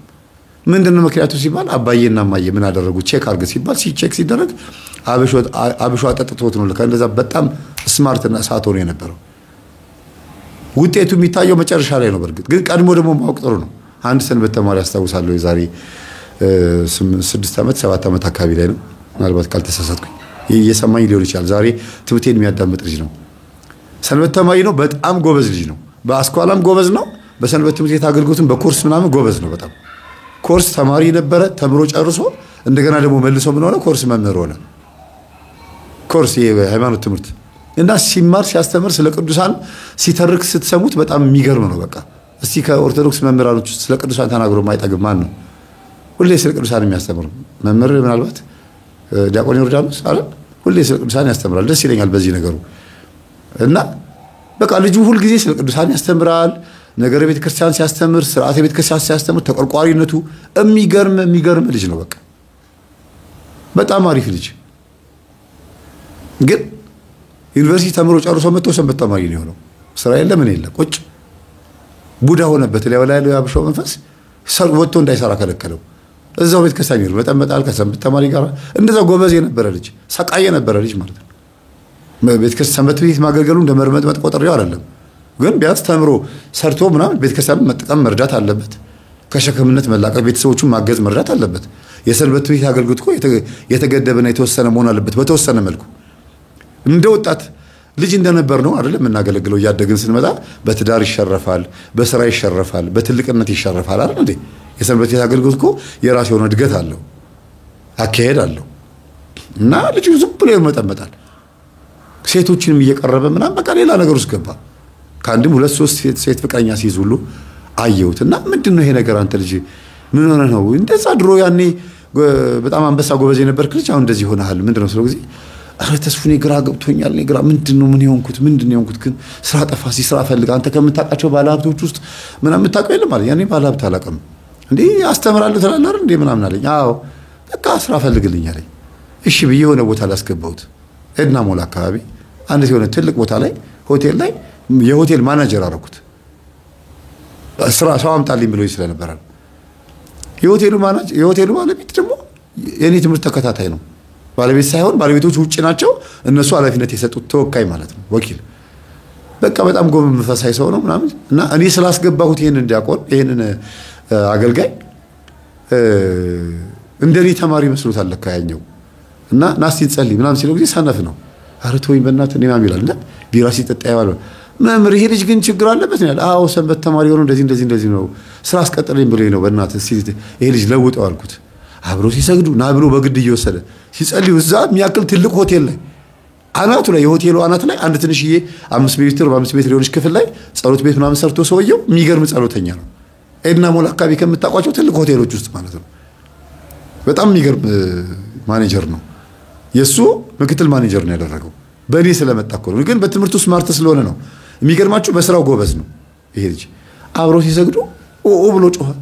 ከህንጻው ላይ ካልወደኩ ካልተወረወርኩኝ አረ ወይኔ አረ መምህር ድረስልኝ ምንድነው አልኩት አረ ከፎቅ ላይ ሊወርቅ ነው ይሄ ልጅ እሱም ያዛቃተኝ እንደው ብረት ባይሆን ምን ባይኖር ኖሮ ጉዴ ነበር አለኝ ከዛ አረ ጥበቃዎቹን ቶሎ ኑልኝ ባላቸው እስከመጣ ድረስ አልኩት እንደው ከቻልክ ቶሎ ናና ታረከበኝ ይሄ ልጅ አለኝ ከዛ ጥበቃዎቹ መጡ ጁን ያዙት ሰንሰለት ታሰረ ምን ተባለ ምንድነህ ብለን በጸበል እየመጣ እንደጸበል ትንሽ ይቆልጭ በሃይላንድ ውሃ እግዚአብሔር ምስክሬ ነው እምነት ደስ ይላል ግን በእውነት ቀኑ ከፈለጋችሁ ርር በሉ ሃይላንድ ውሃ ገዛ 1 ሊትር ነው በስመ አብ ወወልድ ወመንፈስ ቅዱስ አልነው ከዛ እሱን እንደዚህ አድርገን በሶስት መርጨት ነው ምናምን የተላከውን ደብተራ የተላከውን አብሾ ያዝ ነው እግዚአብሔር ስሙ የተመሰገነ ይሁን ማን ሲባል አብሾ ነኝ እሺ ከዛስ በትምህርቱ ጎበዝ ያደርገውኛ አይደል ቤተክርስቲያን እንዲጠቅማት አንፈልግም የኛ ሆኖ እንዴት የሚጠቅማት ዘርማን ዘሮቹን በእውኑ እንዳለ ፕሮቴስታንትና ካቶሊክ አድርገናቸዋል ማን መምህር ገለኝ ተቋላ አዎ እኔ ያቋላው ልጅ አዎ እሱ እኮ ካቶሊክ ነው መምህር ገለኝ ተቋላ አዎ እሱ እኮ ቅባት ነው እሱ ተሐድሶ ነው በስመ አብ ቤተሰቦቹ በሙሉ እንዳለ መናፍቃን ናቸው የዚህ ልጅ እኮ ነው ወዶ አይደለም ይሄ ልጅ ወይኔ እንደዚህ የሚንቀሸቀ ሴቶቹን ይፈጃቸው በዚህ ነው ለካልኩኝና ቪዲዮ የተቀረጸውን በሙሉ ልብ መልስ ብዬ ቪዲዮውን ስናሳየው ምር በቃ ልሂድ ነው እዚህ መቀመጥ አራ ዝም ብለማ አትወጣም እንዴ መንፈስ እኮ ከዚህ ፎቅ ሊወረውር ነበር እኔ አዎ ይሄው አልኩና ዘበኞቹ የቀረጹትን አሳዩት አራ የሰበብ እንዳልሆነባችሁ ልረዳለ እኮ አሁን አትወርድም ፍቃደኛ ሆነና በሰንሰለት ታሰር እዚህ ቁጭ አልኩት እሺ አለኝ ከዛ አንድ አባት አመጣለሁ ጸበል ይረጫዋል ከዛ አባና መጣኋቸው ጸበል ረጩት ቀጥቀጥ አደረጉት ይዘው በመስቀላቸው መቁጠሪያ ያዙ ቀጥቀጥ ጀርባው ከዛ ንሳባት ሆኑት እዛው እግዚአብሔር ይመስገን የዛ ሆቴልም ጸበል የሚረጩ አባት ሆኑ ከዛ ደግሞ እንደገና ቤተሰቦቹን ስጠይቀው ምን ስለው ሁሉም እኮ እንደዚህ ሆነዋል እንደዚህ አዎ እኔ ብቻ እኮ ነኝ በቃ ኦርቶዶክስ ሆንኩት አለኝ ማሽ ኦርቶዶክስ ሆንክ አንተ ራሱ ኦርቶዶክስ ውስጥ ሆነ የጠፋ ግቢ ውስጥ ነህ ግን የለህም አልኩት ሁሌ እንደዚህ አልምለው እዛው ግቢ ውስጥ ናቸው ያገለግላሉ ግን የሉም ምለን እነዚህ እኮ ነው ጠፍተዋል በአካል በስጋ ናቸው የሉም በሌላ ነገር ግን የሉም እንዴ እንትና ሴቶቹ እንደና ሚስት ሆነው ቀርበው እኮ አረ መምህር እኔ እኮ ድንግልና ያናጥቻለሁ እኮ እኔ እኮ አፈርሻለሁ እኮ ምን እንደሆነ አላቀም እኮ በቀምባው ድቡዱብ ይላል በቃ እና አንዳንዴ ከምን እንደመጣብን ወቁ አሁን የልጅ በኋላ ሲሰግድ አብሮት ሲጸልይ ምን ሲል የእናቱ ዛር ነው አንድ ስንት ነህ እላለሁ ዛሩን ስንት ነህ እላለሁ አንድ ነኝ አለ አንድ ዛር መንፈስ ህይወቱን ትርምስምስ አድርጎት አብሾ መንፈስ ስቦበት የዝሙት መንፈስ ስቦበት የቡዳ መንፈስ ስቦበት ወደ 6-7 መንፈስ ስቦበት የሰራዊት ማአት ናቸው ደግሞ ከስር ያሉት የመናፍስት ማአት መምህር እንደዚህ ነው እንደምታገለግለው አለኝ አዎ አልኩት አረ በማርያም አረ በጣም ይሄ ከባድ ነገር ነው እኔ እኮ በቃ አሁን እሺ በፊዚክስ ጎበዝ ነው ልጁ በጣም የሚገርም ልጅ ነው ፊዚክስ ከዛ የፊዚክስ መጽሐፍ አምጣልኩትና ገዛውኝና መጣው እና እኔ ፋንዳሜንታል ትምህርት በጣም ወዳለሁ ደስ ይለኛል ፊዚክስ ላይ አክሰለሬሽን ምናምን እንደዚህ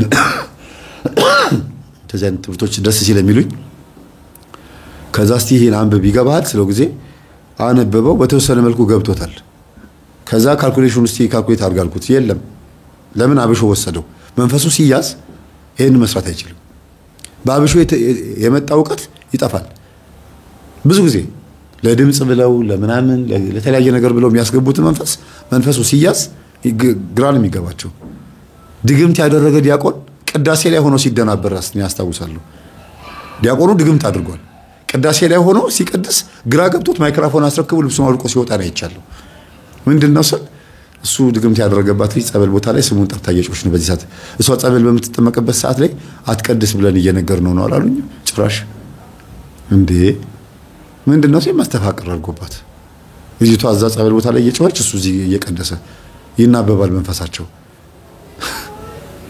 አይገርም ኤፍሱን እንደዚህ ነው ያለችው በፈጣሪ ሆይ ምናምን ትግስቱን ስጠኝ ብላ እንደዚህ ነው ያለችው አይደል እስቲ እንግዲህ እግዚአብሔር ፍርዱን ያምጣ ግን አይፍረድብን ሁላችንም ይተውን ይማረን እኔንም ጨምር ሁላችንም ኃጢያተኞቹን ይማረን ቤተክርስቲያን ነፃ ያወጣልን አሜን ሰላም ሁኑ ሰላም ላኪልን ማርያም ከልጅሽ ከላይ ከአርያም ተጨንቃለች ርስትሽ የአስራት አገርሽ ኢትዮጵያን አስምረሽ አስታርቂን በምልጃሽ ሰላም ላኪልን ማርያም ከልጅሽ ከላይ ከአርያም ተጨንቃለች ርስትሽ የአስራት አገርሽ ኢትዮጵያን አስምረሽ አስታርቂን በምልጃሽ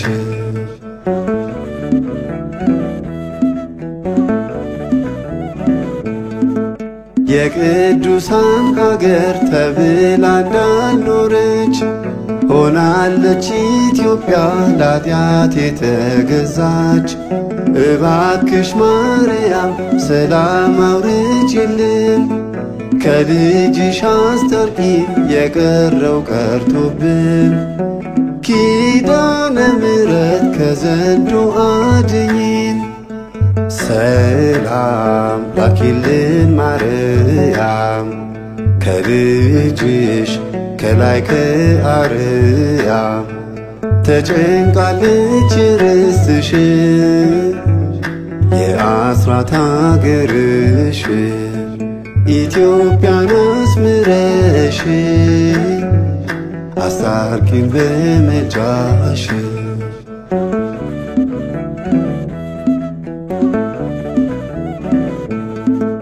ሰላም ሰላም አንበል ፍቅር ሳይኖረን ይልቁንስ ሰዎች ከልብ እንሁን።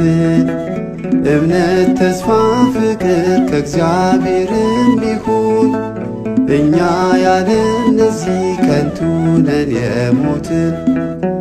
ጠላት ይወድቃል ምልጃሽም ይራዳል። ሰላም ላኪልን ማርያም ከልጅሽ ከላይ ከአርያም ተጨንቃለች ርስትሽ የአስራት አገርሽ ኢትዮጵያን አስምረሽ አስታርቂን በምልጃሽ ሰላም ላኪልን ማርያም ከልጅሽ ከላይ ከአርያም ተጨንቃለች ርስትሽ የአስራት አገርሽ ኢትዮጵያን አስምረሽ አስታርቂን በምልጃሽ። በዚያም ዘመን ስለ ሕዝብ ልጆች የሚቆመው ታላቁ አለቃ ሚካኤል ይነሳል።